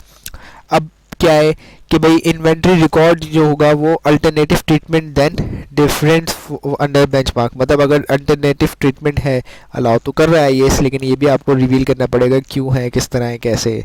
Financial statement should also be disclose of cost of inventory as recognise as expenditure, यानी मतलब जो फाइनेंशियल स्टेटमेंट है उसके अंदर आपको डिस्क्लोज करना पड़ेगा कॉस्ट ऑफ इन्वेंट्री रिकग्नाइज और एक्सपेंडिचर ड्यूरिंग द पीरियड, यानी मतलब कितने एक्सपेंडिचर हुए उसके अंदर पीरियड, वो आपको फाइनेंशियल स्टेटमेंट में ज़रूर लिखना पड़ेगा। अच्छा, जो मतलब ट्रेड कंसिडर, जाहिर सी बात है आप अगर आप ट्रेडिंग कर रहे हैं, जैसे मिसाल दीजिए एक आपको जैसे आटा लेके आए, आटा आप बेच दिया आके लेके, तो आपके लिए ट्रेडिंग है, मतलब आटा पिसा हुआ आटा आपने ख़रीदा और पिसा हुआ आटा बेच दिया, वही जो आप लाए थे, तो आप ट्रेडिंग कर रहे हैं, तो आपके लिए वही फिनिश गुड होगी। लेकिन अगर आप जैसे मिसाल दे दी है कि आप डबरोटी बनाते हैं आटे से, तो अब आपके लिए आटा जो है वो फिनिश गुड्स नहीं है, वो आपके लिए रॉ मटेरियल है, रॉ मटेरियल। अच्छा, आप उस पर कुछ मेहनत करते हैं, उसका आटे को गूंदते हैं, उसके अंदर चीनी वगैरह और बहुत सारी चीज़ें जो जो डबरोटी के अंदर आती है वो मिलाते हैं, तो आप वर्क इन प्रोग्रेस में चल रहे हैं। और फिर उसके आगे फिनिश गुड, जब आप डबरोटी को बेक कर लेते हैं, यानी जब डबरोटी बेक होकर पैक हो जाती है तो वो फिनिश गुड इसमें आ जाती है। तो अगर आप ट्रेडर हैं तो आपके लिए फिनिश गुड वही है जो आपके आटा है, और अगर आप मैन्युफैक्चरर हैं तो अब आप आटा के लिए रॉ मटेरियल, फिर उसके अंदर फिनिश गुड और वर्क इन प्रोग्रेस वगैरह, इस तरीके से स्टेजेस होते हैं। अच्छा, जो रिसिप्ट ऑफ इन्वेंट्री, यानी जब आपको मिलेगी इन्वेंट्री आप उसको debit to the stock account करेंगे और उसके बदले क्रेडिट क्या करेंगे, credit to the stock, credit issue credit to stock amount and debit to the material consumption account. मतलब अब जैसे बात है आप प्रोड्यूस कर रहे हैं, मटेरियल कंजम्पशन अकाउंट के अंदर आप डेबिट करेंगे और क्रेडिट क्या करेंगे, स्टॉक। उसके अंदर क्या कर रहे थे, डेबिट, उसके अंदर वो डेबिट यही कर रहे थे, लेकिन इसके अंदर क्रेडिट करेंगे, डेबिट करेंगे मटेरियल। अब वैल्यू असेस करेंगे every according to selection policy, यानी मतलब कितनी इसकी वैल्यू है, पॉलिसी आपने फीफो अपनाई हुई, जो भी अपनाई हुई है। और अब मटेरियल कंज्यूम होना शुरू हो गया, कंज्यूम होना शुरू हुआ तो consume become a part of trade और वर्क इन प्रोग्रेस, मतलब फिनिश हो गया तो ट्रेडिंग में चला जाएगा, और अगर वर्क इन प्रोग्रेस में रह गया तो वो जाहिर सी बात है आपका वर्क इन प्रोग्रेस है, उसको फर्दर प्रोसेस करेंगे अभी हम। और receipt of inventory debit to the purchase account, जब इन्वेंट्री करी तो हमने परचेज अकाउंट में कर दिया। और no record is made for the issue in general ledger, यानी इंडिविजुअल क्या मतलब, no recording is made for individual issuance in the general ledger, ये नहीं होगा। और फिर इसके बाद है कि availability of balance of stock in trade at the end of period, मतलब जैसे क्लोजिंग स्टॉक का बताना होता है, तो value according to the policy closing stock आपका कितना है, तो क्या करेंगे, बाय डेबिटिंग, क्या करेंगे, डेबिटिंग स्टॉक अकाउंट करेंगे, क्रेडिट अकाउंट करेंगे और वर्क इन प्रोग्रेस कर देंगे क्रेडिट के अंदर, तो आपको वैल्यू पता चल जाएगी बैलेंस के थ्रू कि आपका कितना stock in closing account closing है आपका स्टॉक। अब अगर पीरियोडिक अपना रहे हैं तो उसके अंदर सेल्स होता है cost of item sold to the debit, ठीक है, इसके अंदर sales credit cost of sold item. इसके अंदर पीरियोडिक के अंदर ये होता है कि हर मतलब एक पीरियड के बाद आप चेंज लाते हैं आपके ट्रेड अकाउंट के अंदर, ठीक है। और फिर इसके आगे ये इस तरीके से होता है कि मतलब रिसिप्ट परचेज डेबिट करेंगे और सेल्स एंड क्रेडिट और बैलेंस जो होगा वो शो हो जाएगा। और फिर इसके आगे cost of item of sold is debited करेंगे और फिर इसके आगे सेलिंग आइटम, इस तरीके से होता है। लेकिन जो परपेचुअल इन्वेंट्री सिस्टम होता है उसके अंदर हाथ के हाथ अपडेट करना होता है आपको, क्या क्या क्या अपडेट करना होता है, ओपनिंग स्टॉक अपडेट डेबिट करना होता है और purchase are debited to the हाथ क्या है हर चीज़। उसके अंदर पीरियोडिक था, जो पीरियोडिक सिस्टम था उसके अंदर पीरियोडिक है, तो उसके अंदर हाथ के हाथ आपको दो चीज़ें अपडेट करनी पड़ेंगी, एक तो balance in transfer to trade account by credit purchase और दूसरा value of closing stock in debit. ये आपको हाथ के हाथ इसको करना पड़ेगा ताकि आपको फॉरन क्लोजिंग स्टॉक की वैल्यू पता चल सके। उसके अंदर फॉरन नहीं पता चलती, उसके अंदर मंथ एंड ईयर एंड पे पता चलती है, या फिर मंथ एंड जो भी आपका बैलेंस शीट बना रहे हैं आप मंथ वाइज, या फिर इस तरीके से चलता है। अब इसके अंदर मोमेंट क्या होता है कि भाई रॉ मटेरियल है, अदर कॉस्टेज है, अदर कॉस्टिंग में लेबर और एफओएच वगैरह आ जाते हैं। वर्क इन प्रोग्रेस होगा finish goods cost of goods sold में आएगा, और अब कॉस्ट ऑफ गुड्स से सीधा cost of goods trading account में चला जाएगी आपकी जो मतलब यानी कि जो कॉस्टिंग की वैल्यू है, ठीक है। अब ये देखेंगे इसके अंदर रॉ मटेरियल आपने परचेज किया, परचेज इंक्लूड तो क्रेडिट स्टॉक किया, डेबिट वर्क इन प्रोग्रेस किया, क्योंकि जैसे अब जैसे आपने परचेज किया तो अब आप उसको इस्तेमाल कर रहे हैं। जिस तरीके से कन्वर्जन के अंदर मैंने बताया था कि लेबर और एफओएच इस्तेमाल होते हैं, तो क्रेडिट एक्सपेंडिचर और work in progress he debit रहेगा। जब तक वर्क इन प्रोग्रेस डेबिट रहेगा जब तक ये फिनिश में नहीं आ जाता। अब यहाँ पे जैसी यानी कि वर्क इन प्रोग्रेस से जैसे ही ये फिनिश में गया तो डेबिट फिनिश गुड्स और वर्क इन प्रोग्रेस क्रेडिट हो गया। अब यहाँ से क्रेडिट फिनिश गुड्स हुआ, ठीक है, और वो कॉस्ट ऑफ गुड्स सोल्ड के अंदर चला गया। ये एक तरीके से समझ लीजिए जो मैन्युफैक्चरर है उनका स्टॉक ट्रेड अकाउंट जो है बनता है वो ऐसे बनता है। अब एक cost incurred of raw material, मतलब आप इसको समझ लें, इसके अंदर बात की जा रही है कि हर वो कीमत इसमें लगेगी। जैसे मिसाल दे दी है, आप सदर जाते हैं या बल्कि आप समझ लें जोड़िया बाज़ार जाते हैं, वहाँ पे जाके आप वहाँ पे जाते हैं और अभी आजकल जैसे ड्राई फ्रूट्स का सीज़न चल रहा है तो वहाँ से आप 10 किलो मूंगफली उठा लेते हैं, 20 किलो आप काजू उठा लेते हैं। इस तरीके से आपने बहुत सारी चीज़ें आपने ख़रीद ली। अब जाहिर सी बात है वो आप पैदल भी नहीं ला सकते और बाइक पे भी नहीं रख के ला सकते और गाड़ी पे भी नहीं रख सकते, तो आपको ज़रूरी है कि आपको एक बस सुजुकी करनी पड़ेगी। तो अब वो जो सुजुकी का किराया होगा वो भी उसकी कॉस्ट के अंदर इंक्लूड होगा, ठीक है। तो जहाँ और अगर कोई ड्यूटी आपने पे की है, जाहिर सी बात है खैर इस पे ड्यूटी तो नहीं लगेगी, लेकिन इंपोर्ट अगर आपने की है तो उस पर ड्यूटी पे की है या फिर कोई और चार्जेस पे किए वो भी उसकी कॉस्ट में लगेंगे।